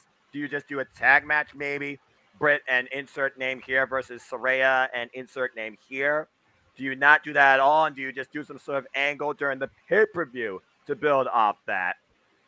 It's hard to say, but Britt has this little entourage with her, right? Jamie Hayter, and who else has been with her as of late? And Rebel. Rebel, not Reba, and lately the Professor, Serena Deeb. Right. So maybe have her go against one of them and do the slow build. Have her go against Rebel and then the next show have her go against Serena, excuse me, and then the next one go against Jamie Hayter, all building towards Britt Baker as the final boss, if you will. Well, Tony Khan does seem to be pretty capable in booking a longer-term storytelling program for a lot of the roster, but as far as women storyline developments, there haven't been a lot of those really built out far to a degree. Farthest one, of course, is Thunder Rosa and our bigger DMD. So again, it depends on how they build it up to that point. And we already know that Bigger DMD is going to be in action this coming week in Canada, in Toronto, as she tags with Jamie Hayter to take on the champion and a very vengeful Hikaru Shida. And there's no Saraya right now on that graphic, so whether Saraya even plays a factor in Britt in that match. On commentary or backstage segment, especially the clocking Britt, we'll have to wait and see. James, what have you got to say about this? We've made you wait patiently. Thank you for that. Go ahead. All right. So, now, folks, I'm not even going to ask the question. I'm just going to make a full-on statement because it's the truth. Go ahead. And there seems to be a lot of love for Britt Baker, despite what has come out about Thunder Rosa, which we had covered on this program. My issue is this. There is way too many holes in Britt Baker's game to build the division around her anymore, one of which is she's clearly unprofessional and doesn't know how to build up the roster. Instead, in every damn promo she ever has, she always tears the division down and bigs herself up. And supposedly that's great heel heat. Except when the champion in question is being buried and not being featured already because the booking is all over the place and you're burying the rest of the damn females in that freaking locker room. When in actuality, she rehearses every match, doesn't know how to work a match. That was evident in that cage match she had with Thunder Rosa, which, by the way, need I remind people, Thunder Rosa went into that match with an injured leg. Okay? She went in there, and then she wanted to freaking make the excuse and the promo that she was sandbagging, which Thunder Rosa wanted removed, and TK approved it anyway, clearly picking favorites, which, by the way, what a great way to freaking lead your company, dude. Number one. Number two, you got you got Britt Baker now, and we're already talking about Britt Baker should be her first feud in. This is the same exact problem that I have with Hangman Page being the number one contender for the world title in any capacity right now. Why are we rewarding the people that caused a bunch of fucking horse shit in the backstage locker room? Why are we rewarding her with a feud against Paige? Whether you're a fan of Britt Baker or not, that's not the way you do things at this point. All you are doing is reinforcing the idea that if she could get away with stuff like that with Thunder Rosa and burying the women's division in every promo and not at all bigging anybody up, then you got a problem. You know how I booked this? If I was running that division, Jamie Hayter would still be split up from Britt Baker. It would be Jamie Hayter and Britt Baker on Full Gear, and you have Thunder Rosa, and then you could have freaking Thunder Rosa come back, and you got to have a triple threat with Saraya, Thunder, and Tony for the world title. That's what I'd fucking do.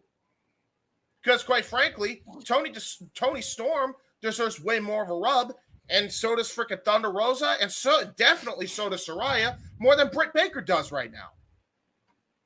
You know why I say that as well? Because it was evident that everything that we said here for a month ago now, I think a month and a half ago, was absolutely true to a T. Watch that Fatal 4-Way match, and you could clearly tell who the workers of that program were. It wasn't Britt Baker. It was Serena Deeb. It was Hikaru Shida. It was Tony Storm.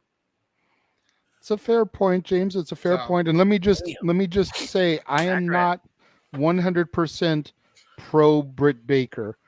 I'm just trying to, moderate and do my thing. It's obvious that she is somebody that AEW and Tony Khan want to try to build the division around.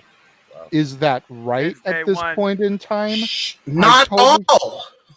I was just saying, James, hold on.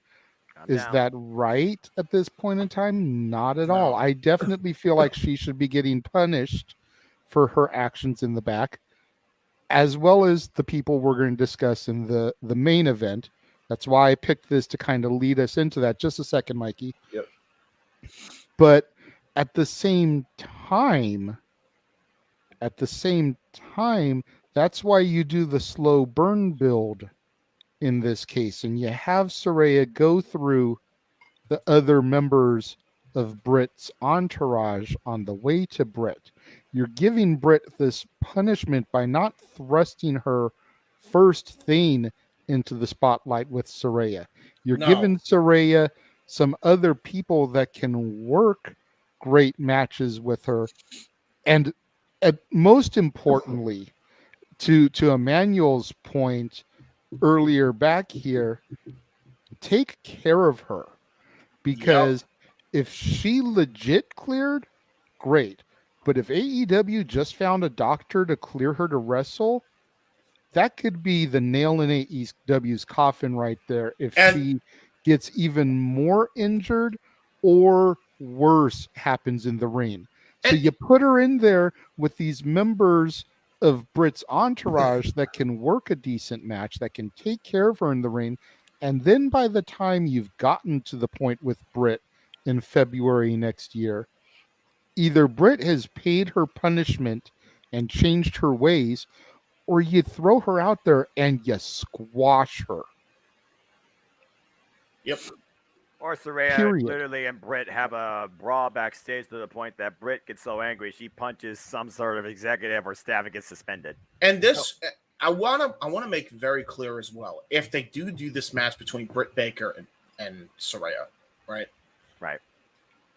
If Britt gets injured, if Saraya gets injured again, that's not going to be on Britt Baker. It's going to be on Tony. That's going to be on Tony, and that's going to be on Doc Sampson. Need we fucking remind ourselves that's the same dumbass doctor who cleared Matt Hardy to still go out there and finish the match with Sammy Guevara in 2020? Oh, Lord. Do we need to remind ourselves of that? That was not even 2 years ago. Yeah. Yeah. And it's not the first time he's done that. No. So I'm just putting that out there. Like, this looks like a disaster waiting to happen to me. And nothing is being done about it.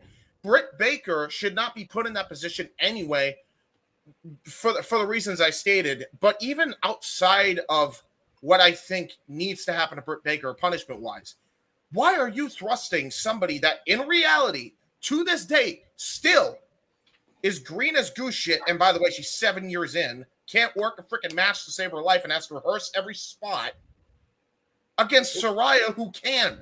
Why don't you put her in there with like freaking I don't know, Athena or freaking Serena Deeb or somebody like that? At least then there's way less of a risk. I would say, well, Nightingale at this point too. Storm. James, because the issue with that is the reason they can't do Saraya versus Jamie Hayter, like the people are not into that right now. That's too much of a Ronda Rousey versus Becky Lynch at Survivor Series back in the day before she got her nose busted open. Everybody knew Becky was going to lose that match in reality. Pretty much. They have to do the money match. The money match, James, is Britt Baker versus Saraya. That's the reality of it. But what James said a little bit earlier, what you said a little bit earlier, I'll give that to you. In reality, in the real AEW, it would have been before it got all WWE, because Britt Baker versus Saraya is very WWE. Oh, no doubt. Yeah. This is more than just an in-ring contest. In the real AEW, it would have been Britt Baker versus Jamie Hayter, and that's triple threat match that you said, James. That would have been the real AEW. I've been watching the whole time. Even if she loses, you could have Thunder Rosa take the pin. Thunder Rosa will be cleared by Full Gear's time. I was to be calling for believed. Jamie Hayter with Stopbreaker DMD and taking the doctor's head off, but again, that might be something still to come. There were shades of that being teased back at AEW All Out.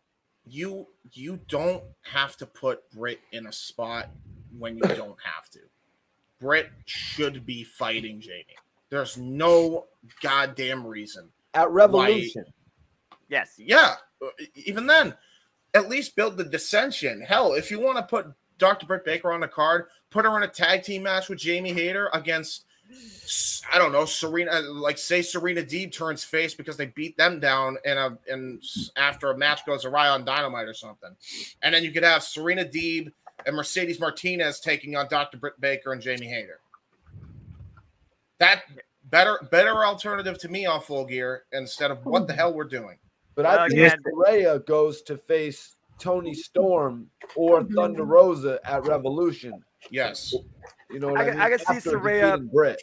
I can see Saraya push closer to the top picture definitely next year toward the first preview in 2023. But to go back to another point you said, Mikey, one of the first tweets put out among AEW when Saraya came in was particularly to Jamie. Jamie Hayter and Saraya, they come from the same country. So honestly, that is a program people would be engaged in. Oh, really? And they haven't done anything towards building that. Well, also and Jamie Jamie Hayter's is one of a the face, and stiffest Saraya's a heel. hitters I love in it. all of AEW. Jamie Love her Hayter's power. about to be one of the biggest faces over there. She's really getting over. Yeah, until yes, they keep freaking having her just stick with Britt Baker for ages, and then people just say, well, obviously they're not going to pull the trigger on this. I don't care now. Well, I mean, to be fair, James, they're still chanting for Jamie Hayter, so I don't think they've lost momentum on that yet.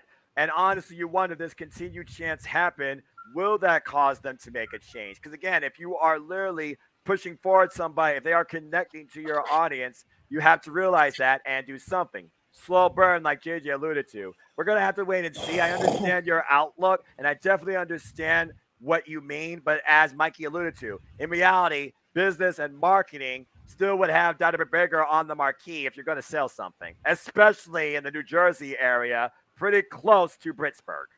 Oh, where'd Big Baller G go? Heading out. He had to Thanks for take having off. me on. Thanks, Big G. Always appreciate you, brother. Also loves. I hope he didn't just. Hey, Blue's listen. another bright rising athlete in AEW too. That's a good call out there. I know that she was in a tag match with Madison Rayne, who also is a coach now of the women's division. About time they have some sort of perspective there. So we'll see. And the building people like Kayla Rossi behind the scenes and the Renegade Twins. So again, there's definitely development. We're just gonna have to see as far as the Saraya narrative goes, how that comes into play. I will say, if I hope Baller didn't leave mainly because I know Britt is his favorite. I just have my feelings towards her. If he's a fan, more power to him. I want to make that known. Damn it, that's what I meant to get his opinion on, because I wanted to know if what you said made him change his mind, because that was very compelling, James. That was some real shit, man. Literally, real talk. We're talking about not character and storytelling. We're talking about actual human decency, but also preparedness. And again, JJ, you can allude to it. You've been in the ring. The biggest threat is yourself. It should not be the person you're in the with. The person you're in the with should be your best safety. And the referee's just there to guide it. No, James, absolutely. You've got to be able to. You've got to be able to take care of each other. Well, gentlemen, it's time for the main event. What do we got? What's this? Oh God! Oh, no! Oh, I'm not gonna do it. I'm not gonna fight anybody. Well, so here's the whole layout. You know, Andrade was giving an interview, and during the course of his interview, he talks about Omega, Punk, the Bucks, the Scrum, and everything. And did he have any issues? And he's like, they're all good with me, but I did have one issue with a wrestler. I'm going to say his name. It was Sammy Guevara. I had an issue with him because he once came to the locker room and complained that we hit him too hard. It's wrestling. Solve it in the ring. If I hit hard, hit me hard too. I learned that he came in and that he accused me like a little girl. After I learned about it, I spoke to him and I asked him if he had an issue with me, but he said he did not, and that's all there was to it. It's funny because not even in WWE, for example, Sheamus likes to hit, and all my respect for him because he loves to hit hard and he loves the strikes. He is wild. Even The Miz likes to throw strikes. Not even John Cena complained about me. So if he did not complain, imagine this kid who is just starting. But there's that. Shortly after the interview, Guevara tweeted, "You are a jobber, a favor hire. Be grateful, bitch." Andrade replied, saying, "I said it to your face if you had a problem with me and you said nothing. I won't beat your ass because I'm a professional. Don't be scared. When I say something, I say names, and I'm not scared to get fired. Hashtag Sammy." To which Sammy replied, "You didn't say shit to me, you liar. But here's some truth, you ungrateful prick. You would be jobless if it wasn't for your dad-in-law. Are you really mad at me or mad at yourself for failing to get over a second time? Just go back to WWE like we all know you want to do and fuck off." Damn. And then that led to the backstage altercation, which was originally reported by TMZ Sports. Andrade was sent home. Words were exchanged. Things turned physical. Sammy allegedly pushed Andrade. Punches were thrown. We now know that Sammy did not throw any punches, that Andrade threw the punches. Oh, no. But that explains here's the problem I have with this, and I know for a fact that James has a verbal tirade that he is going to unleash. So I'm going to speak my piece first. Then I'm going to throw to either Noah, Mikey, whoever wants to talk. After you go, the other one of you can go, and we'll let James bring it home once again on this one so that he can just go into uninterrupted for most of this topic. Agree. My issue is this. Hot on the heels of what just happened at the All Out Scrum with the EVPs and Punk, if there is a confrontation backstage and only one person is being punished, there's a problem here. It sounds like Tony Khan is playing favorites. I don't care if Sammy didn't throw a punch. I don't care anything about that. Nope. You look at these tweets, and obviously Sammy either took the bait of the original interview or instigated further, depending on what side of the coin you want to look at it. Called him a favor hire. He pushed it to a level it didn't need to go to. He could have very easily just dismissed the interview, made like Elsa, and let it go. But he didn't. And then not only do you only send Andrade home and not send Sammy home, you allow Sammy to participate in the event and win. And not only that, and you win. Allow him to get the pinfall over in the main event. Over a champion. You don't call an audible during the match when you can audibly hear the crowd chanting, "You still suck" and "fuck you, Sammy," every time Guevara gets in the ring. Yep. No.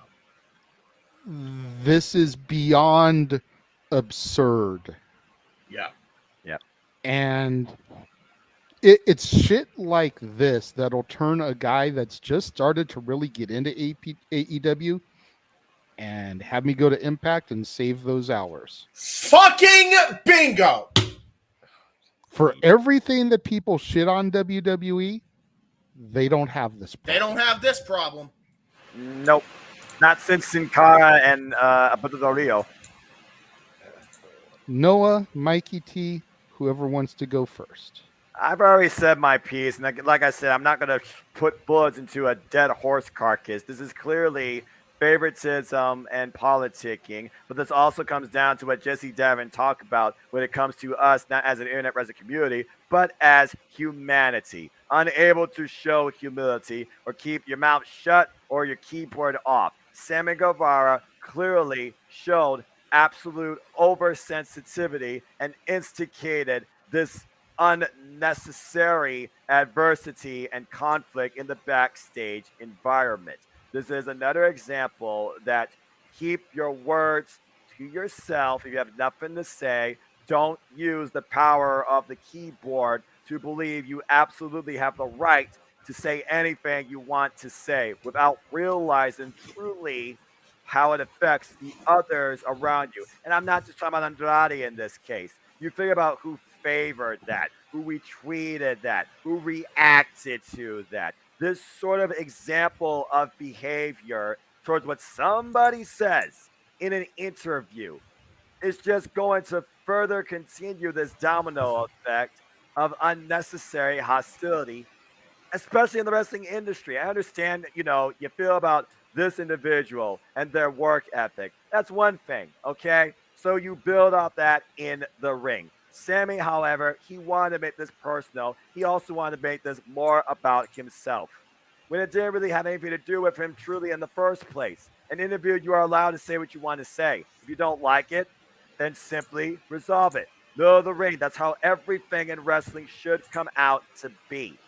This was absolutely his poor booking and choice of resolve on behalf of Tony Khan and anyone else involved in trying to sell this dispute on All Elite Wrestling. It sounds like literally it's just Tony Khan. And you think about the Trinity that's trying to guide better management, better outlook, better morale in this locker room. John Moxley, Bryan Danielson. I feel like John Moxley suddenly had a note for him and Adam Page and everybody that knows how to use a Twitter device during his I'm just saying. And of course, you have Chris Jericho. These guys are supposed to lead by example. Chris Jericho has been with Sammy Guevara since day one. Yep. I honestly feel like that this truly was driven by Tony Khan. And if that's the case, then Tony Khan is the one that truly needs to go through some sort of training of what it means to be a booker, a manager in professional wrestling. Andrade did not deserve to be the sole punished here alone. Sammy Guevara did not deserve to be in that main event spot. Should have been one-on-one, or you should have put Jake Hager in place. Or some other member of the Jericho Appreciation Society. Yeah, this was poorly executed, and this needs to stop. Especially after coming off the heels of what you've been rebuilding since the crap after All Out. For the last few weeks, I thought, oh, okay, we're just moving forward. Good resolve. And then we're right back to this never-ending story, it seems, to a degree, with one individual constantly at the forefront. James alluded to it. I'm sure he's going to allude to it as tirade. Sammy Guevara, this is like his third instance where he let Twitter overrule better judgment, and it led to nothing but absolute stupidity. No. Well, let's be fair. It's not the third time he's done what you're saying. This is the third time he's been in some sort of confrontation backstage. Okay, fair enough. But this is the first time he instigated it. This is the first time he instigated it. What was the first time before Kingston? Right. Well, Kingston, though, was a different case. And James... Well, yeah, what was the first time before Kingston? That one I'm blanking on. The first time it was... oh, crap. What was it? See, because I don't dwell on that type of nonsense. I just hope it doesn't get repeated.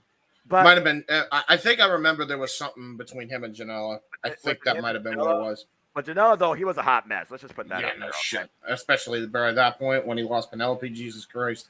Oh, yeah. Well, I mean, what are you doing before it? The bottom line is this, though. Sammy did not belong on Dynamite that night. If you're going to punish Andrade, show equal rights. And as far as I'm concerned, this needs to stop. Seriously, if there is politicking and favoritism heavily involved right now in Tony Khan's booking, he is setting himself up for disaster in this company. Still, even 3 years, very early going. If it happened to Dixie Carter, the same can happen to you, dude. That's why you get removed from the chair. and you put someone like Nakamura in place. As far as Tony Khan goes, I put friggin' all three of those men in place at this point. Bryan Danielson, John Moxley, and Chris Jericho. And Regal. Add Regal to that mix. Might as well. Have him set straight. He'll stretch these motherfuckers and get them to show respect. Or Dustin Rhodes. You mess with William Regal, you'll be lucky if you see tomorrow. I want Mikey T to give his thoughts. JJ, I sent something in the Jeff Meacham chat that I want you to play for the show because Jesse also said pretty much the exact same thing we're all saying here. I'm not sure. And so is Conan at Keeping It 100 on his podcast. I listened to the clip where his thoughts were regarding that. Again, if you don't want this breeding, bubbling toxicity to overflow in your company, you need to cut it off at the source and make some tough business decisions. If a tough business decision was removing Sammy Guevara from AEW Dynamite, dude, that was easy. I could have done that because I could give a shit less what people think of me when I'm going to do what's best for the entire ecosystem of those around me. There's a reason why I don't deal with everybody on the internet, nor breathe inside this realm of internet wrestling community, tribalism, and superiority, because you stupid lackwits choose to live in that or follow that, and it affects you going forward as a fan. Yep. Fuck that. Anyway, JJ, if you're having trouble loading it in, I can share my screen. Don't worry about it. So, Mikey, go ahead and share your piece. I'm officially done for the night. Well, shit, man. What can I say about Sammy Guevara? I was a big fan of Sammy Guevara. You know, like I really thought he was on his way to the top of AEW. Yep. All until he proposed to his girlfriend on television. It was a big surprise from Sammy Guevara. And he proposed to his girlfriend on television. Oh, wow. What is this, a John Cena and Nikki Bella moment? Yeah. WrestleMania 33 didn't mean jack shit. Yeah. Like, that was strike number one. You know what I mean? First of all, trying to intertwine his personal life in it with whatever. And then it turns out, and then we start to love this guy on some Seth Rollins shit. So we put it past us that he subjected to making us watch his life on some surreal life shit, JJ. This is what he did to us on AEW television. Yep. They brought his girlfriend there and he proposed to her live. And then we started loving him. He got the love like James, right? Like Seth Rollins did with the Shield because of all the acrobatics he could do. Yeah. So he really was about to be the next big thing. Yeah. And then it turned out he was with Ty Conti. No. Divorced from his wife. This is the same time that Cody Rhodes and Brandy left. All of that same boyfriend-girlfriend heat was then put onto them, like maximized times like 100. Exactly. Because the people actually had a real reason to hate them. You left Pam! You left Pam, you son of a bitch! We were about to make you Seth Rollins. We were about to make you Eddie Guerrero. You know what I'm saying? Sammy Guevara. You were about to be that. The fact that the guy exposed on television, though, is what really fucked him. It'd be different if it was private. Yeah. Now he is X-Pac. You know what I'm saying? Yeah. That's why when he does a move, you still suck. Because the people feel we are that emotionally disconnected from him that he could go on to, and I hate to say this because I would love to work for AEW. But this, you know what I mean? But it's like the fact that he can go on the internet after in the past doing a podcast where he spoke on Sasha Banks when he had been in training development in the WWE and probably caught a glimpse of her. And then he goes on the internet and he says Andrade wants to be back in the WWF and he can go F off. And that's why Andrade is like, oh, you're going to tell me what I want, you little punk. You think I hit hard in the ring too? I'm going to show you how hard I really hit. And I don't give a shit about this job because you say I got my my stepdad, Ric Flair. Yeah, Ric Flair's making more money than he ever made right now off a cameo. If y'all watch Conrad, you know what I'm saying? Yeah, you know what I mean? Ric Flair's making more money than ever right now. So So I'll bounce, Tony Khan, if you want to make a big deal about Sammy Guevara, your failed project. That is a failed project. Which, by the way, he failed that on Sammy himself. That wasn't even Sammy's fault. The fact that Sammy failed it on his own by letting his own personal demon show in front of us in the world. Ding. Right. He probably should have just said that's a bad idea. And he thought it was a great idea. To Ty Conti, because I'm a fan. I was a fan of her babyface character, relatively, even though there was no meat to it. You know what I mean? Like I support whatever. Same with the Sammy girl the girl that she's friends with. But it's like he met her within a year, and to leave like the woman who he portrayed us to be, he portrayed his girlfriend to be his lifelong high school sweetheart, and he just met. You know what I mean? It just makes me look at him a whole different way. Like, damn, I thought I knew this guy. I was buying into this guy. You know what I mean? Like you're watching a movie, you're buying into the lead character, and then they flip on you. Yep. And that's what happened with Sammy Guevara.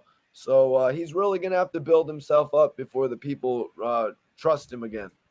He needs to have YouTube and Twitter banned from his fucking hands permanently. I don't even want to watch his YouTube anymore. I don't want to. I'm turned off.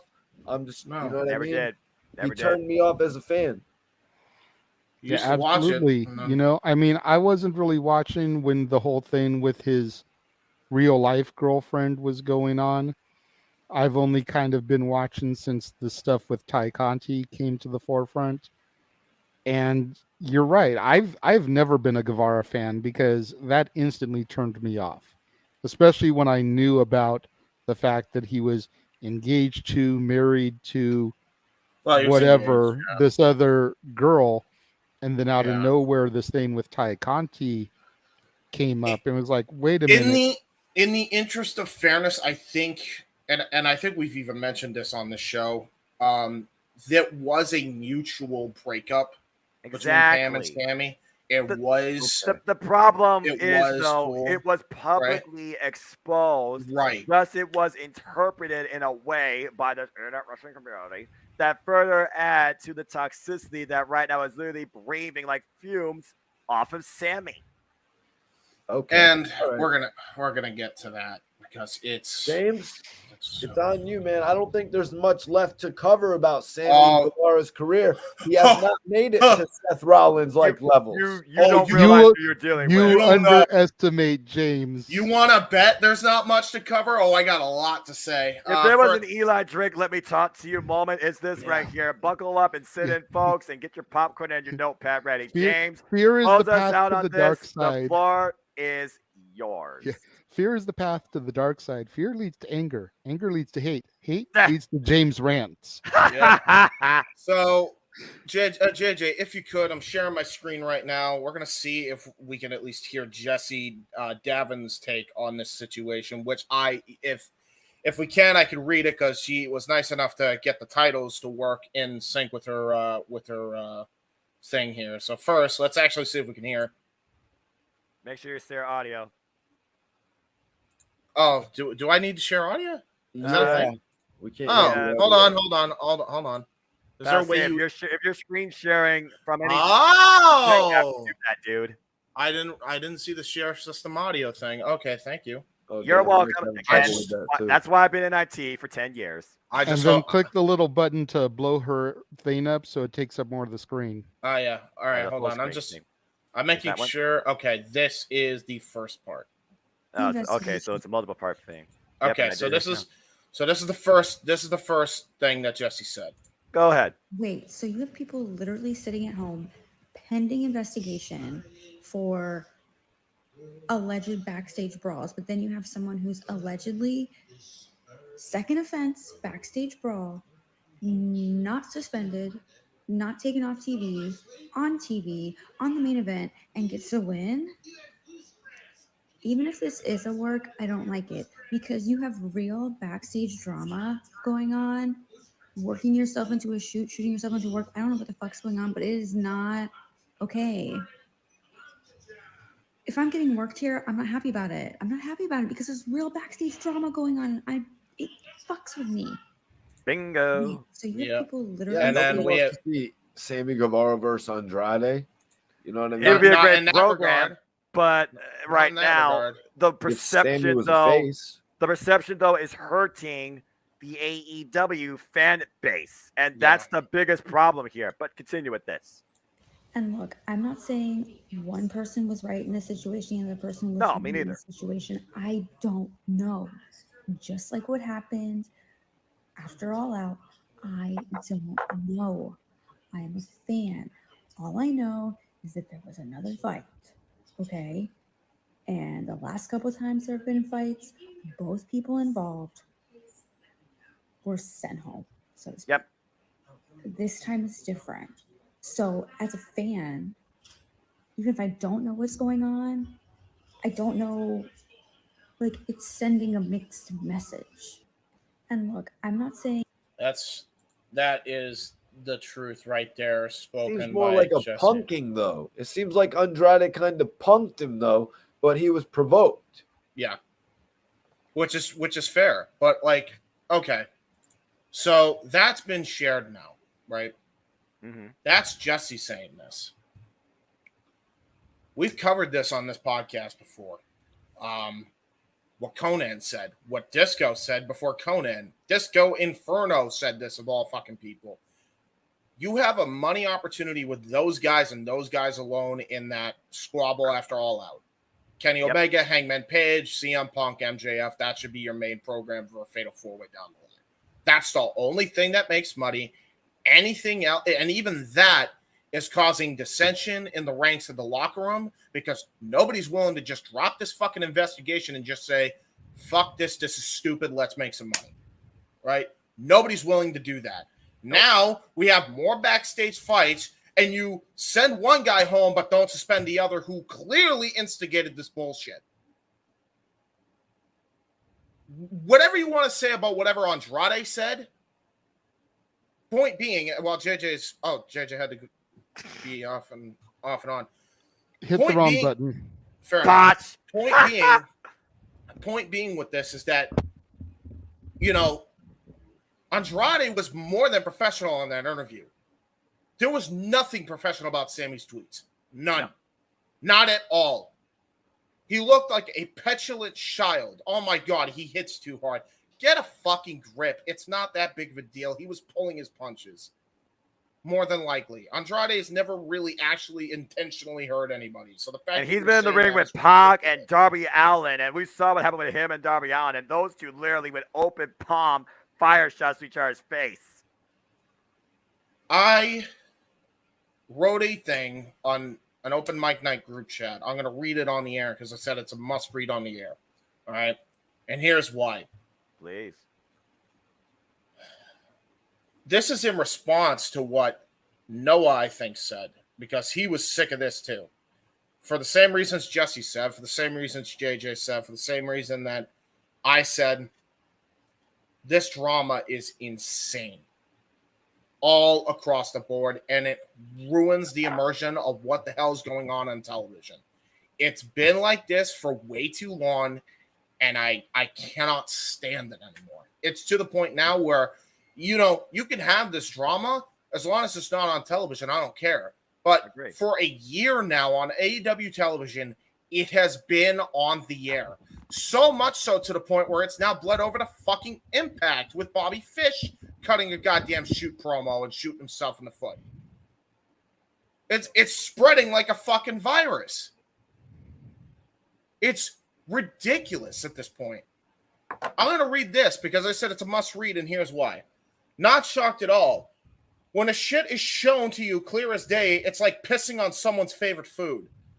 If the most positive people on this plane of existence, like Noah, Jesse, and Simon Miller, are echoing the same exact issues as us, that's a problem. And we happen to be seeing the exact same thing as people like, I don't know, JD from fucking New York and his co-host Jesse, who are some of the most jaded motherfuckers in some cases on the internet. Where the hell did Jesse come from, by the way?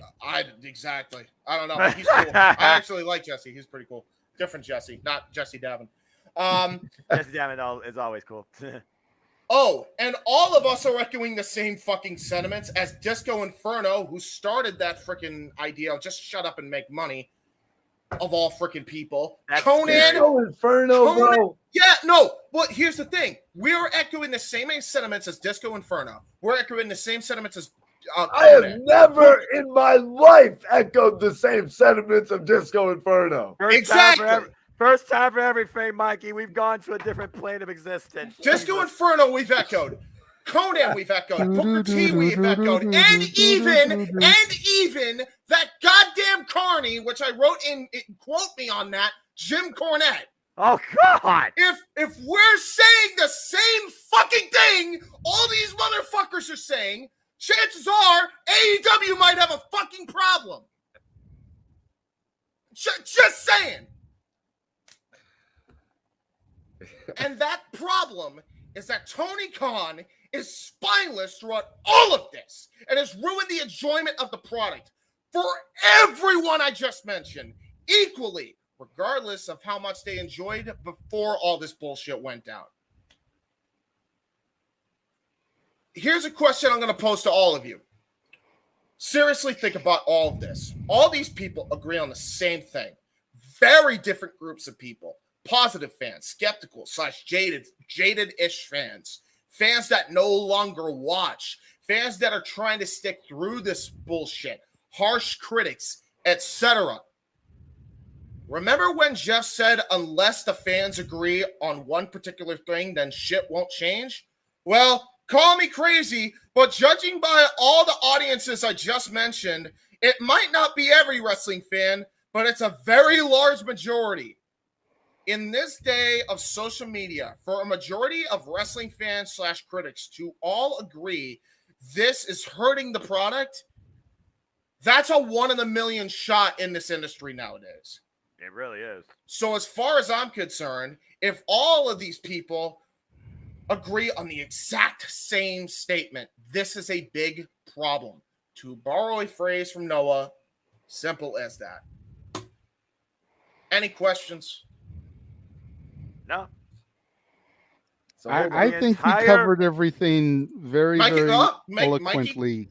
Mikey, if the entire wrestling community can come together like that, for this, that's a problem. You've done fucked up. Yeah. Mikey. Oh, I just was going to bring it to Disco Inferno. I mean, he's still hung up on that. Yeah.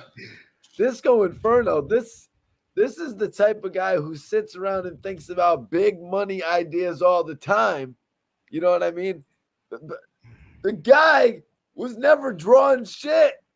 I mean, he wasn't even. I don't think he was as big as Fandango. We need to put a poll. Oh no, Dango beats him by miles. Right, Dirty Dango beats him by miles. Well, right, but I think Disco Inferno TV champion would have defeated Fandango in a TV title match. Probably. Jury's still out on that. I don't know. With the Shark Buster, man.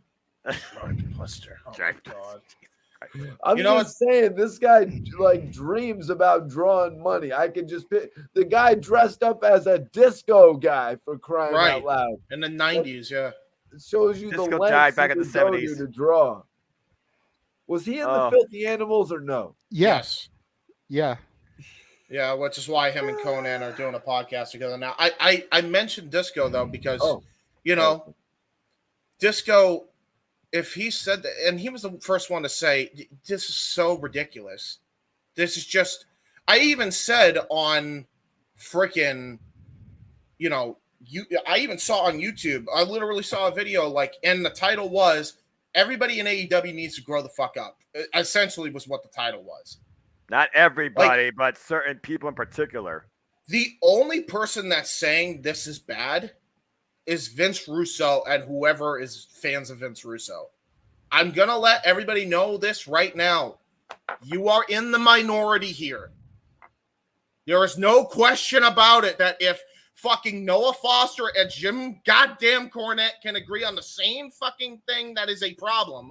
The latter of which has had actual experience in this industry, full on, full stop. You fucked up. This isn't good. No. This isn't good. At this this day, hurting in this the day and industry. age, it's not. You remember Undertaker talking about, knives and stuff like that. You don't see that anymore. Nobody's like hostile towards each other. Well, yeah, that's because the industry has changed and people have changed over time. It's not as cutthroat, and it shouldn't be that anymore with how many options are especially available. But once again, it's almost like we're going back in time to the dark ages here. Right. It's ridiculous. Oh shit, you said it, Noah. And let me put this in perspective. Exactly. Thank you, A. Thank you for that one. And let me also add to this point. Think about this, right? When you have all of this crap going on in the industry, right? Granted, I'm not saying that this isn't competitive. I'm not saying there are not egos involved. No, big time. There is a point where you have to put your egos aside. And you have to put them on the back burner for the betterment of the product. Newsflash to everybody in the back.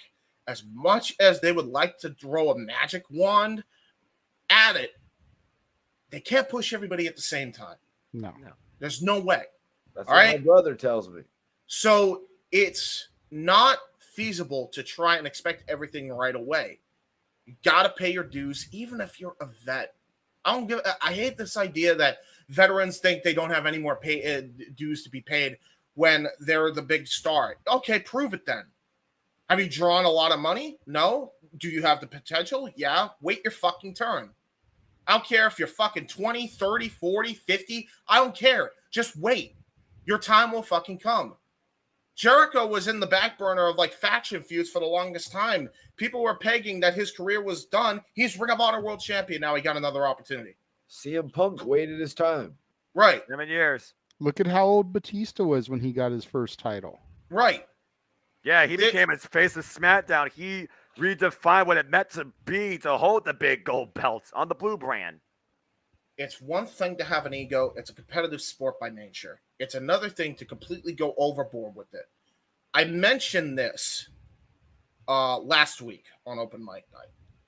Seems like every week we're mentioning something along these lines. Exactly. Because AEW it's literally every week doesn't now. fucking learn. Right. Nobody fucking learns their lesson here. 1 step forward and 3 steps back right now. And with what we heard on Wednesday night. Guys, is it not fathomable that Sammy Guevara, when he said you were a favor hire, is it not like can you not think that maybe he was talking about Fuego del Sol and Andrade took it personal? How the hell is Andrade a favor hire? Now I don't even understand. Exactly. I don't even understand why Sammy Guevara used that terminology. Dude, you got Fuego hired. Fuego del Sol. Fuego del Sol just put this long rant up. Don't you guys remember? Not a little while ago, he had put up a rant like da da da da da. But I guess Tony brought him back for a couple dates because he did something on Dark, I want to say, or Rampage, and then he lost the Luchasaurus. And listen, in reality, Fuego's best fit is for Impact's X Division, and I mean that because he does have talent. You can't push. You can't push his ass over there. Right. You can't push everybody at the same time. It's not feasible. And I'll give you guys a great big example of things going awry in an actual combat sport where there are actual egos that get way too out of hand. Right? Oh, I remember this conversation. Bring it up. Freaking Khabib Nurmagomedov and Conor McGregor. That fight card, guess what? Best fight card that UFC had ever produced by that point. Still is. It's the second highest drawing UFC pay-per-view. As far as I recall. How much? Like over 1 million. Over 1 million pay-per-view buys. Right? Which, not shocked, that's MMA. Right? Well, yeah, that's true. Now, that happened. And then after Khabib won the fight against McGregor, he and McGregor and their camps acted like fucking savage animals. Had a full-on riot right all over the fucking octagon. Oh, Jesus. To the point where Dana fucking White said that was a goddamn disgrace to this sport. Yep. And he nipped that in the bud right away. And even with that, dude, he didn't pick favorites with any of that. He said they're both getting fucking fined. Both camps are getting fined. And it's still fucking caused a lot of fucking people to tune out. Name one pay-per-view that has reset numbers since that fucking incident. I challenge you to find a number like that. I got nothing. Exactly. So if it can happen to UFC, and if it can happen to the NFL, remember the NFL, regardless of what your political views are, what happened when they were fucking taking a knee? Which the reason was great, by the way, but what happened when people were taking a knee? They fucking tuned the channel. Here's why they tuned the channel. It has nothing to do with politics. It has nothing to do with people's beliefs. I'll tell you exactly what it does. People tune into shit so they can escape their fucking life for more than 3 fucking hours, so that way they don't have to deal with the fucking bullshit. If they see that shit on TV every fucking week, guess what's gonna happen? You're gonna fucking have fans tune out. By the way, I don't know if anybody else noticed, but the fucking Nielsen rating shows the fucking number went down a little bit. It's already started to happen. Damn. So what I'm saying has some fucking merit if it's happened to actual sports like the NFL and UFC. Yeah. Wake the fuck up, Tony Khan.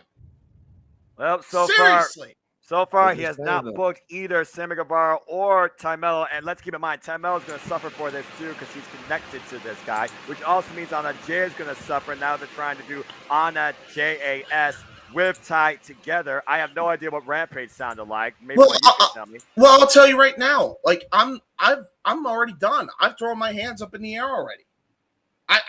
You know what my choice was? You mentioned choice of what you want to do to consume wrestling. Mine is obvious. Only pay-per-views that I give a shit about. There you go. I'm only watching pay-per-views now. I can't stand to watch the weekly product anymore on any of these fucking shows because it's that fucking toxic. And you know what? It's been toxic for a long fucking time. And I am sick of it. I'm sick of it bleeding into my wrestling. I don't even want to give any company the fucking privilege now because chances are this shit's gonna fucking somehow bleed into it. Well, again, God, I can't wait until Cody comes back and fucking goes and starts his tribalistic campaign on the other side. Can't wait to say, well, I guess I picked the right side. No, oh boy. No, I'm glad you brought Cody up because when all this started to go down on Wednesday and then developed into Thursday, Friday, etc., I saw people in some of the wrestling groups I'm in point out the fact that if you notice, none of this shit really happened when Cody was there. That's very all true. This stuff started falling apart for AEW once Cody left and went back to the E. Yep. There's not could that be the pebble that started this avalanche growing? I think so, because Cody Rhodes, he definitely was not the same mindset as the rest of the Elite, Kenny Omega, and the Young Bucks. And Cody Rhodes is definitely not Tony Khan because, again, Cody Rhodes has really eat, sleep, lived, and breathed in the industry, trained under the man himself, Dusty Rhodes. Right. So I do feel like that Cody had much more of an influence and a respect quota from the entire roster backstage than Tony Khan. You need somebody to get that respect. Put Regal in charge because this is not the way to do shit right now. Well, that's why Cody was worth whatever he told Tony Khan he was worth. Not only as a talent, even though they were booking him as a mid-card talent, he was worth whatever because he was keeping the peace. He was the head that could go talk to Hangman Page, CM Punk, and you know what I mean? I think he was doing interviews saying, oh, yeah, I just texted CM Punk. But then he also said something about CM Punk embarrassed AEW. I mean, you mentioned earlier about how Moxley and Danielson and Jericho have kind of tried to step up and be these locker room leaders since everything went down at the Scrum. That shouldn't be their job. No, it shouldn't. But here's my question about it and the point I want to make. Moxley's now. If Jericho is one of these guys and Guevara is connected with him, why didn't he pull an audible and be like, look, you going out there tonight is a bad look. I'm going to put Hager. Garcia I'm gonna put or somebody. well, yeah. Garcia was on the Even other though side. he changed, yeah, but like I you know, understand what he's Daddy saying. Magic, whatever his name Yes. is. Somebody. Exactly. I'm gonna put them in your spot. Yeah. Instead, because even fucked though up. Tony didn't send you home, you was You're wrong too. You're making the company hot. Yep. Yeah, exactly. You heard the audience through that On the whole 3-year match. anniversary. Yeah, 3-year anniversary, yeah. you fucking put this motherfucker on TV. That's What their should tape have been one of recording the now, James. what should have been one of the biggest nights in the company is now tarnished with "fuck you, Sammy." That's Only their people recording. are only going to remember the ending. People are only Gee, gonna I remember the wonder ending. where I've heard. I wonder where I've heard that before. Hi, Roman Reigns, 2015. Damn. The exact same shit.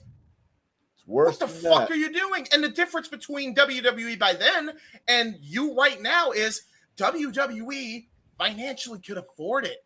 You are not in that position, no matter how many TV rights dollars are coming through that fucking funnel. Period. Again, you can say what you want about this company. It is still very young. And as far as the backstage structure, they managed all these things with people like QT Marshall and Tony Schiavone and bringing forward Madison Rayne and giving more to Sanjay Dutt as connection to communication.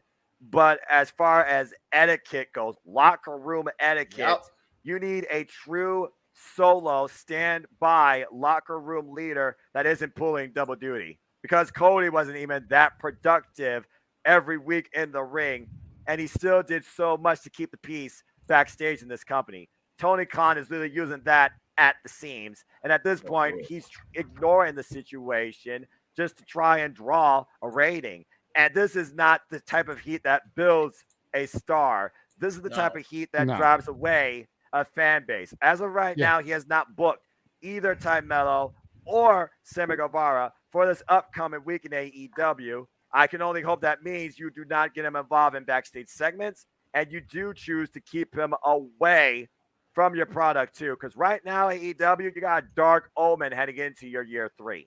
So the guy I forget which the main event. Sorry. What's up? Go ahead, Mikey. Go ahead.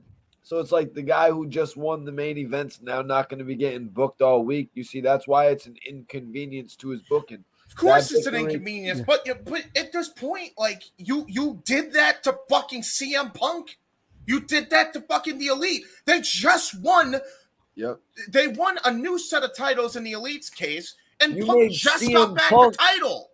He made CM Punk look better than every single superstar they've got. So, like, if you're gonna treat Sammy this way, gee, I hope you can fucking get the other guys to get this goddamn, problem over with. And by the way, I can't wait to talk about that because that kind of leads into that too. But it's like, what the hell are you doing there? Yeah, I mean, I forget which one of you mentioned it, but Sammy Guevara is definitely on his way to X-Pac heat at this point. He is on X-Pac heat. He's not on his way. He's already is. Hey, James, the one that mentioned that. It's not a good look. And No. And the fact that the entire hard-working, consistently focusing on the development of themselves, the future of this company, is suffering for it too, because it's driving away those fans that follow this brand, as me and Anthony alluded to on the Daily Slam. It's bullshit. And that's the reason why I still stand by the hardworking men and women without an ego complex or breathing toxicity. As far as my TV presentation goes, when they're on screen, I still support them in All Elite Wrestling. And as of right now, Canada so far has none of that. So I will be watching. Yeah, and to Elizabeth's point, the only reason I haven't stopped watching yet, unlike James now, is the fact that I'm just coming into this still fairly new. I haven't even been watching AEW for a year yet. Well, but there's already been 2 major dramatic stories within the last, we'll say, month and a half. Yeah, that sounds about right. Way more than. And In the last month and a half, yeah. I'm talking about since I've been watching. I say JJ's you got to keep in mind, I've only been watching since about April or May this year. So true. JJ, so if you got to cut out NXT or AEW, which one are you cutting out? right now, I'm on the verge of cutting out AEW. I don't blame you. I don't blame you because you know what? At least NXT doesn't have this. Yeah, it's like it comes down to the whole 3 strikes you're out philosophy. Right.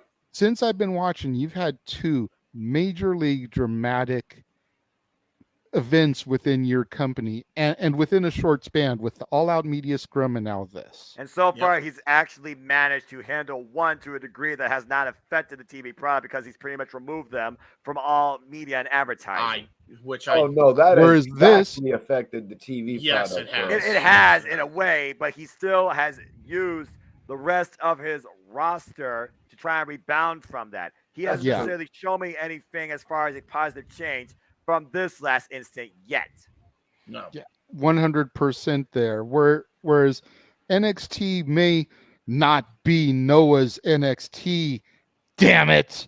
If I can get down here to the graphic there, but it's not as cringeworthy as the behind the scenes drama with AEW. Oh my God, time. it's not even close. It's not. It actually ends there. Yeah. We actually get a conclusion over in NXT. Right. It's not weeks on end of dragged out stuff. Oh, I'm going to pay you money to work for me. No, if somebody's going to get paid money to work for you on NXT, it's going to be in the main event that night. And also is going to kick your ass that night. And also, not to just to add to your point, a person like Britt Baker isn't going to go there and trash an entire division just to get herself over. They actually big themselves up and then try to put over the division, then big themselves up again, which I don't know is heel 101.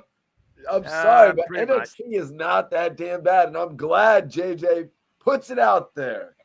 I try, I do the best that I can, James, I know you're kind of but like I get it. Distancing yourself from AEW at this point. He's distancing himself from wrestling. And again, with how much he's been exposed, let's just put it out there, man. As long as I've known you, pretty much your whole life, man. And with everything else you go through, but what you bring forward with your creativity, with your passion, God bless you. I understand where James is coming from.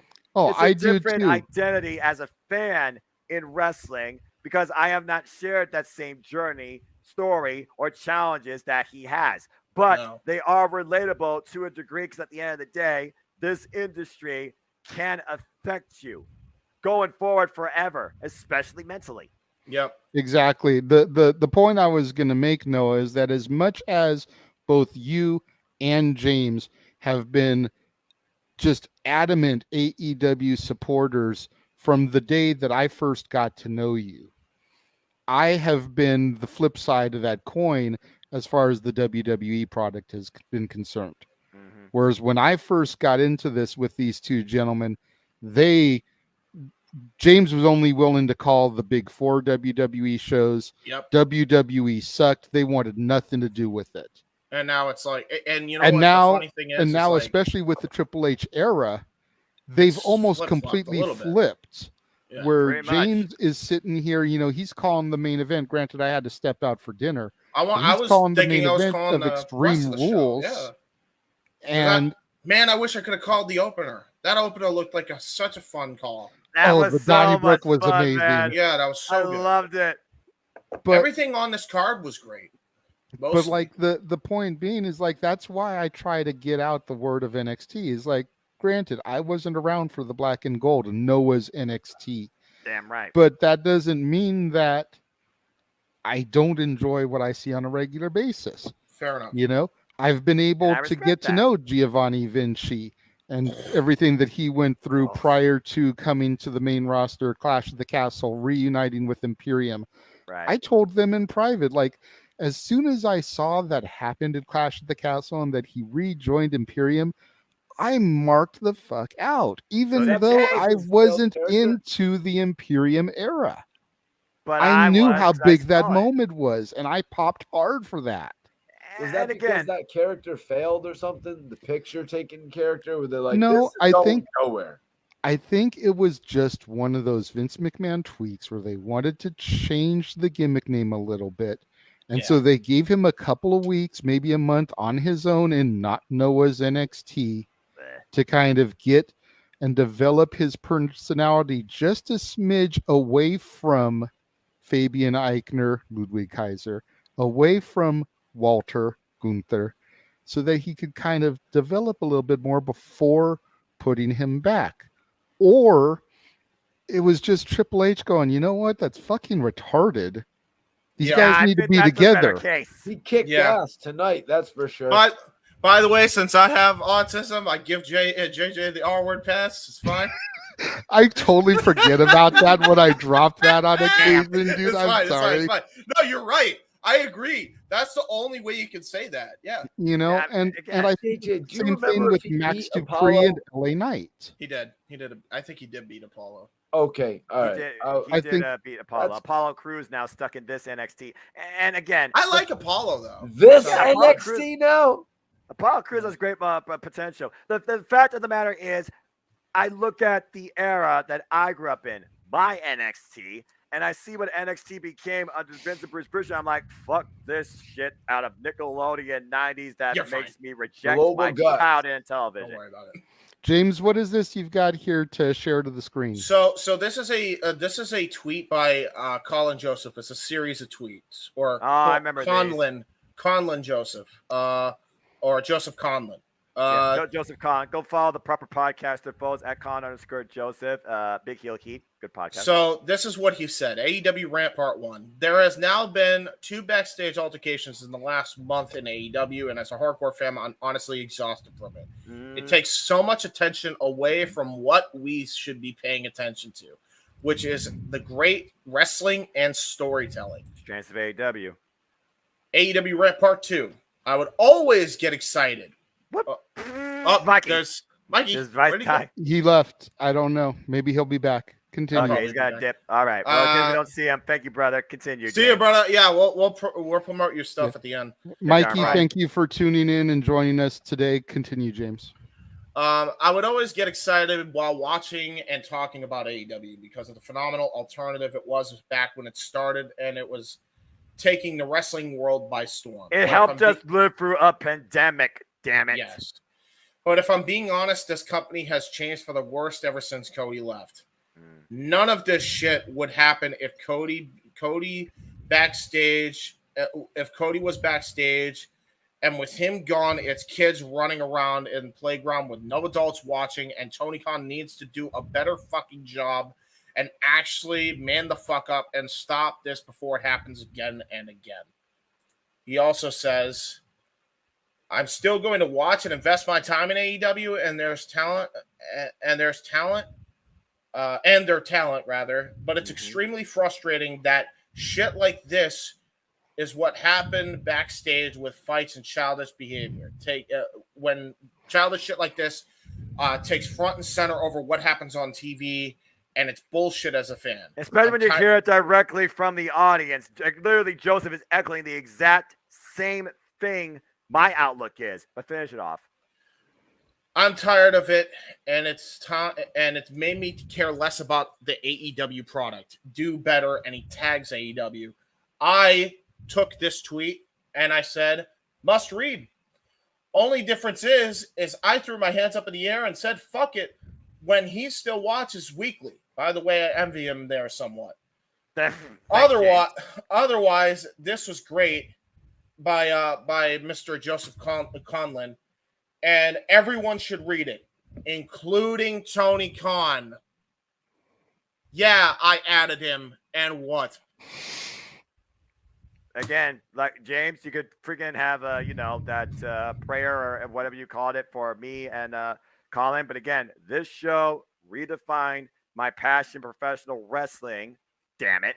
Right. Since 2019 in a way I have not felt since probably the year 2000. That was only slightly brought to a brighter light back in my NXT, the Black and Gold brand.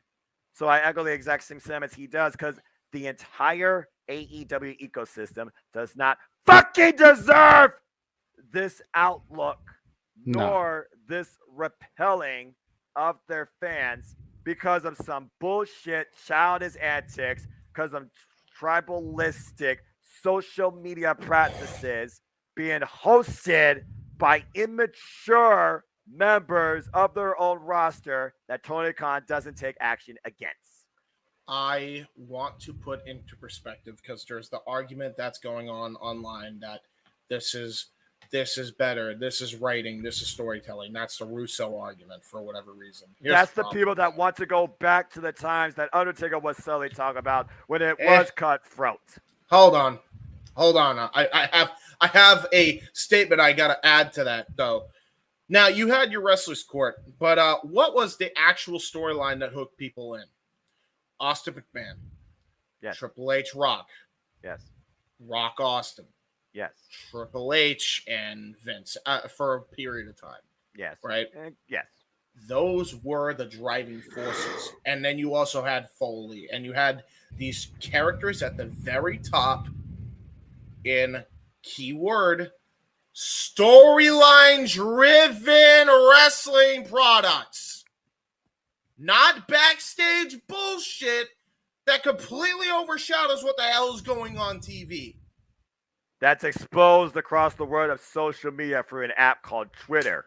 It's ridiculous that this is the argument we're making. That out the window when you put into perspective what actually drew. I think you know the answer to that question. And keep in mind, James, this was before Twitter existed. Maybe that's also a difference. And granted, yes, Wrestlers Court was a thing. It's kind of dumb. I don't think Wrestlers Court should be a thing, especially in this day and age. No, it wouldn't work. I think what needs to happen is what WWE did and get some people to reel these motherfuckers in. William Regal's the perfect candidate. I can't think of a better candidate. Currently in the AEW ecosystem, I agree with you 110%. If I was Regal, man, he'd probably be a lot calmer than I'd be. But I would do exactly what Vince McMahon did when it comes to the Punk and the Elite bullshit drama, and I'd throw Hangman Page and Scott Colton in that mix as well. I get them all in a goddamn room, and I tell them, all right, that's cute. All you did this on my fucking dime and my dime. Now we're going to do this on my time and my dime. We're going to turn this into work. We're going to make some damn money out of this. Mm-hmm. If either one of you go into business for yourselves ever again, I will make sure all of you are personally fired and blacklisted. And blacklisted from the industry completely, and you will never work in this industry again. I will call Triple H personally and make sure. And I have connections. And this is me playing Regal. I have connections to call Paul Levesque and say, don't hire these motherfuckers because they are toxic individuals. If you can't get past your bullshit, that's what I'm going to tell Paul. Don't think I won't, because I don't give a shit.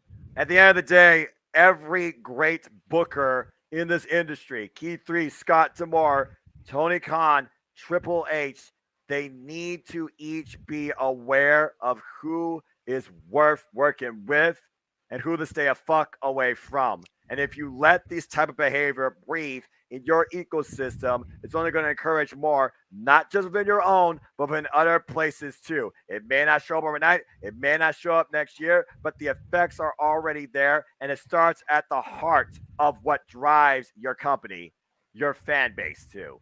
You can still salvage this, but you need to make that investigation kaput. There is no investigation that needs to be had here. I don't care what anybody wants to tell you.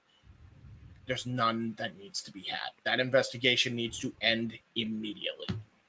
That investigation needs to be dropped pronto. They need to have all of them suspended for 2 fucking weeks. Punk deserves to be fined for the shit he said. And I mean really fined for the shit that he said at the press conference. Completely unprofessional. The Elite need to be stripped of EVP status. Full stop. Don't at me on that. That's what needs to happen. They now need to go into business for the company and the company alone. That's it. And that's they want to make their bed, they can lie in it. They paid their price. Now let's make some damn money. Tell me, in the words of Phil Brooks, tell me when I'm telling lies. You're not. You're 100% accurate. I think it's safe to say that we've all been 100% accurate here, more so than I thought I was going to be vocal. But again, even a simple lifelong wrestling fan has a breaking point, but anybody with common sense can dictate right from wrong. If common sense were common, Noah, more people would use it. I know, JJ. And Trust in me, addition to having Regal in that position, I would have him flanked during that conversation by Paul White and Mark Henry. Yep. Oh yeah. At Dustin And Rhodes Tony to that Schiavone. too. Yeah. And Dustin Rhodes, and just for the hell of it, Taz. Oh my Taz, God. That's a whole different one. We haven't even talked about this yet, and I was trying to bring it up during the Sammy thing. I don't even know if anybody knows this, but I watched a fucking clip where they were filming him, even though he got actually fucking sick of it. Sammy and his fucking vlog team as well. So, if nothing else, number one, no fucking social media usage and no fucking YouTube recordings during the fucking premise of AEW. Sorry. Being the elite, you can't film in the arena. Fucking Sammy's vlog, same thing. Anybody that does a vlog shit, same thing. That is outside the confines of that fucking arena. And if somebody does not want to be recorded, don't fucking record them. Yeah, absolutely. Respect privacy. I mean, literally, Ethan Page and the Bunny, they only do it with their friends when they have the time, just to bring a little bit of delight into their day. It should not be to raise your own ego just because you feel like you have to for your what so the fuck ever YouTube fan base. What if the Bunny had been the White Rabbit tonight? Yeah, I would. You know what? Noah's reaction just had to lighten things a little bit here before we wrap things I up. have to ask you. I have to ask this as well. Like, if you want to know how to work social media, and you have a social media presence, man, and I say this now more than ever, fuck me, hire KSI before the WWE does, because they already got Logan. But JJ knows when to turn the fucking shit off when needed to. You might as well hire him, because holy shit, could he be so valuable as far as getting people to use social media in a proper way than to use it in a way that just is not going to benefit themselves, the people around them, or the fucking company that they are working for. You said it yourself. Get a social media manager. KSI might do that. I barely honestly. use social media. Look at me. I'm like, hi, let's watch wrestling. Enjoy yourselves. Okay, bye. Pretty much.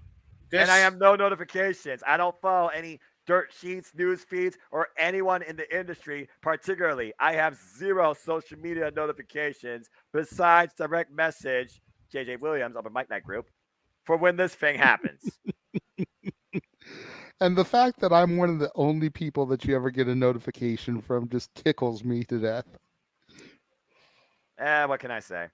I don't live in my phone, and I don't need to be recognized on my device either by anybody. And that's a huge problem with society in general today, but we'll leave that for another day.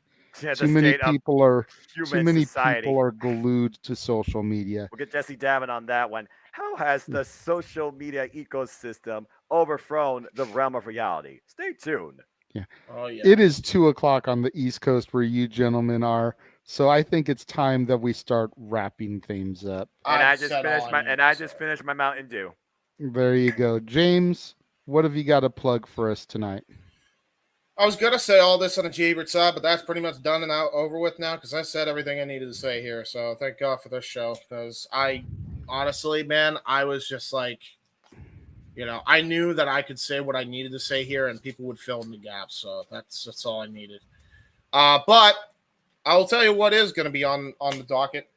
Button Mashers on Casey's channel. There will be a few that are sprinkled in between. I will be on Mistress Audio's stream at some point. Mistress Audio was in the chat earlier. She might still be in here now. She's probably silently watching. I'll be on a stream at some point with her as well, doing games. I will soon to be a Nintendo Switch person. So if anybody wants to add me on Nintendo Switch, I'll give them my when it comes. Let's play Mario Kart, James. I could beat you with a blue shell. Well, the problem is I need to get Mario Kart first. I do not have Mario Kart. I plan on getting it soon, though. I'll say, dude, if you get one game for your Switch for multiplayer gaming, Mario Kart. Yeah, for sure. I'll get that. But yeah, tune in to Mistress Audio. She'll be doing some gaming streams. I'll also probably be on anything that Kuzan will will be doing on Twitch. Planning on doing a watch-along of WWF Fully Loaded 2000 with them. Not bad show. Go check out their watch-along of WrestleMania X8, which was a very funny, just them chatting shit pretty much. It was a fun time. Go check that out. That was with Michael X and him. That is on twitch.tv/Firelord who's on, or it might be X-Firelord who's on X. As far as everything else is concerned, content-wise, there's going to be stuff on Owen's channel. State of the WWE address on Wrestling Fortune 44. That will be coming up on Monday. On Wednesday, AEW Spark with, it might be released on Thursday and Tuesday, these podcasts, but we're recording these shows on Monday, and on Wednesday, AEW Spark, which will be hopefully released by Thursday that day. Chris Dodd and Owen Finch cover probably all the happenings that we just covered here on the show. Go check that out if you want to hear more opinions on that. And yeah, that's pretty much everything I have to cover FTW wise and friends of FTW Productions. But yeah, most recent thing that I know is for sure at some point going on the Mistress Audio's channel, because I'll be on that channel where we will be doing some gaming and having a good time. So go check that out. All right, good deal. Good luck. Thank you, man. Well, over on my side of things, if you missed out today, go back and check out my review of the 2010 Nightmare on Elm Street reboot, as well as my new release Saturday review of Rob Zombie's The Munsters. Beginning tomorrow, we've got a huge week of content coming up. You got Addams Family Values, the entire Scream saga 1 through 5, Hocus Pocus, Hocus Pocus 2, and then beginning on Tuesday the 18th, the Halloween saga, from then all the way through the 31st. I never thought Hocus Pocus needed a sequel. I'm just going to put it out there. Believe it or not, folks, I actually did watch the very first one when I was younger. When I was once a wee lad, movies were a thing for me, believe it or not. They just aren't anymore and haven't been for years. I completely agree with you, Noah, and we'll go more in depth into that when people check out my review. Tomorrow, tune in for the War Zone, another edition of the weekly acquisition report, as I show off the latest additions to my ever-growing movie library. This week, finds from the Salvation Army. On Monday, in addition to my review, Jeff and I will be convening for another edition of The Dads, Not Always on Wrestling, as we discuss the top 10 females to never hold a WWE World Singles title. Lots of great names coming up in that one. It was originally going to be a world title general, but there were so many people that we found that even though they didn't hold WWE, they held Impact or Reign of Honor. So it just got narrowed down to the main Fed, if you will. Fair enough. Tuesday will be another edition of Stat Boy Sports Bar featuring Dory Lou. The food is hot, the beer is ice cold, and the seats are warm, so step on in for some fun professional sports talk as Statboy and Dory Lou cover the NFL, the NHL, baseball postseason, etc. Wednesdays is the Greg Cherry Show. I'm not sure if Jeff will be able to be on that or not. If not, look for probably either Josh Mansfield or Big G to join Greg, as they sometimes do. Thursday will be the review of episode 8 of She-Hulk Attorney at Law. There is only one more episode to go after that, episode 9. You'll have to see what happens in that one. Make sure you tune into NoDQ.com for the Raw recap, Dynamite recap, SmackDown recaps, and of course the NoDQ review over on Aaron Rift's NoDQ channel.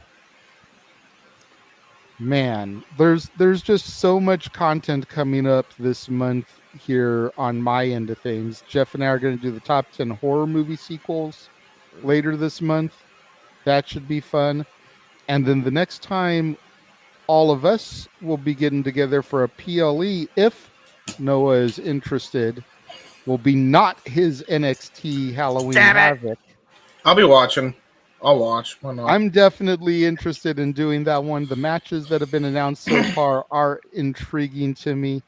Is it going to be like a PLE, like Yeah. full on PLE. Okay, Yeah, so it's not a on main full-on NXT. PLE. It's not Okay. a Tuesday night. It'll be 2 weeks from tonight. Sounds good. All right. Hey, you know what? I'll take I a like chance. celebrating Halloween. Why not? I mean, you know what? It's also Halloween- seeing what actually happens now in this reincarnation of not my NXT, hashtag hybrid your NXT, no longer 2.0, where the hell they're going to go. So yes, folks, I will be on the call for Halloween Havoc.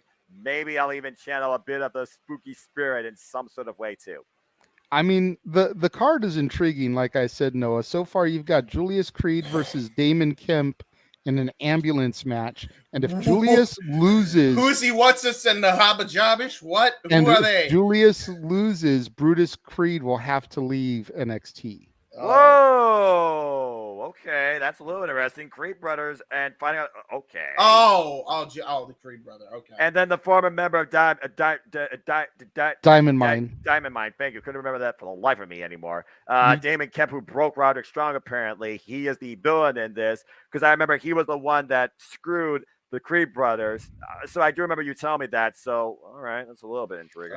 You got Roxanne Perez versus Cora Jade in a Weapons Wild match. The hell's a Weapons Wild match? I don't know. I think they're just kind of piggybacking off of Extreme Rules. Any weapon goes, weapons are wild. James, you and I have said this all the time, or at least I have. The former Ring of Honor Women's World Champion and one of the brightest prospects to come into this ecosystem. Make a name for herself as the skater, dude. And now she's like, emo. Both women, incredible potential. I'm intrigued by the match. Then you've got the ladder match for the vacant North American Championship. I'm assuming this week on NXT, we're going to get Nathan Frazier versus Axiom. Winner of that will enter the match along with Von Wagner, Wes Lee, Oro Mensah, and Carmelo Hayes, all of who have already qualified. Who the fuck is Oro Mensah? I don't know. Why does that sound like a toothpaste mentality? And who in their right mind put Von Wagner in this match? Do you know the name Calvin Carter? Is that a jeans brand? Who the hell is that? Okay, no. It's a former gimmick of Oro Mensah. I didn't know if maybe you knew by that name instead. Why? And then you've got the triple threat match for the NXT title as Jordan Devlin and Ilya Dragunov both challenge Braun Breaker in the main event. I got thoughts about that. My NXT UK. So like I said, it's definitely an intriguing card, Noah. I will not deny that. And who knows how they're going to fill it out this week, because you got to figure they're going to add at least a couple more matches. 4 matches for a PLE is a little underwhelming. Well, I mean, I'm sure Toxic Attraction will be in action. Yeah. Probably Mandy Rose as well. I gotta imagine they're doing the women's champion. In fairness, takeovers in true form were 5 matches in literally 2.5 hours or slightly less. This almost feels like they might go that route, but I still gotta be convinced otherwise. Can I must say that I will watch this only because there is a Creed brother involved, and the first time JJ and I were on a podcast together, I popped JJ by completely roasting the Creed brothers. So I gotta be there now. Jeff wanted me to restore Law and Order, and you freaking broke me. Bro, look at them. What are they? Why are they? I go back and we watch that clip if I need a good laugh, and I'm like, funny, man. The day that phrase was made. Damn it, James, you freaking idiot. Bro, I'll make a clip of that and post it to Twitter just for the fun, and I'll get it ready for like Halloween Havoc. I'll love it. Before I turn it over to Noah to bring us home, I want to just throw out another one of those real heroes don't wear capes type of moments. Yes. I don't have song lyrics this week, but to try to bring things up to a positive note again off of the negative AEW Andrade Sammy Guevara topic. It was real talk. That's what matters. Jim Cummings, the voice of Winnie the Pooh, often calls sick children in hospitals and talks to them in Pooh's voice. He once called a little girl in the hospital dying of cancer, and the mother of the girl told him it was the first time her daughter had smiled in 6 months. This man is a national treasure to me. I've been a huge fan of his ever since I started recognizing like voice actors. He goes all the way back to the often forgotten Dumbo's Circus show on the Disney Channel, but he's known for being Pooh and Tigger. He's the voice of Darkwing Duck. That Ray was my and the Princess. dude. Ray and the Princess and the Frog. Leatherhead and the Ninja Turtles cartoon back in the 80s, 90s. The Cajun Gator. Wow. You know, he's done a ton of voices. Google him. He's the voice of the Bat, I want to say, in Anastasia. He's been all around. He's the voice of Pete now, one of Mickey's main rivals in the Clubhouse Gang and everything. Oh. He was on Goof Troop as the same character. Jim Cummings is a treasure. I adore him. I haven't gotten... You're right, Raymond. Forgive me. I forgot to do your It's been plug. a long night, dude. We've been going for 7 hours and 13 minutes, but go ahead. Ray's knit and crochet stuff. Can't really see the number there on the graphic, so That's 602-946-8283. That's 602-946-8283. There you go. Perfect. That's right. If you like knitting, go check out his stuff and crocheting. Like that's how you say Christine it, right? Shiny Polaris with her little yarn bucks. And also, before we forget as well, subscribe to Report Card Radio. That's Mikey T on YouTube. absolutely. Go check him out. He was a great guest tonight, as always. I love Much thanks and respect for him coming and in Big Baller during the G pre-show. as well. Yes, because Big Baller G, he's always happy to be here. Except for when James starts talking bad about Britt Baker and chases him off. Okay, one of these days. That's a. Oh, did he? No, he didn't message me. I don't know if that's really why I figured he he's left. messaging you. I just had to message One of you. these days, we're gonna get James and Big T in a debate.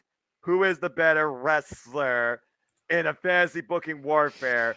And we're gonna see both sides say their piece, and we're just gonna see what happens, because I know that's gonna be an interesting discussion, to say the least. Noah, especially when they talk bring us about home. one in particular, and they each got a different point to prove. Exactly. Bring us home, Noah. Oh my God in heaven. How do I continue doing this? It's one of those things where my mentality at the end of the day tells me I have been a fan of this for a reason. No matter what sort of stupidity I see, nothing will break my spirit and my love for commentating and engaging in professional wrestling. God bless all of you, in and out of the Jeff Meacham Network too. But if folks want to know more about me, know this: I am just a simple man and a lifelong fan that I believe in Joe Hendry, but also I am a fan of, what's the two words I'm looking for? Oh yeah, professional wrestling. Damn it! But I digress. I feel like somebody at some point is going to animate me like Mr. Crocker doing that. Find me on Instagram, Twitter, and YouTube, and in Foster1916 for all things wrestling. Shout out, of course, James, to our entire ATW family on Twitter. Brought together through the passion for this, courtesy of AEW in the Genesis era.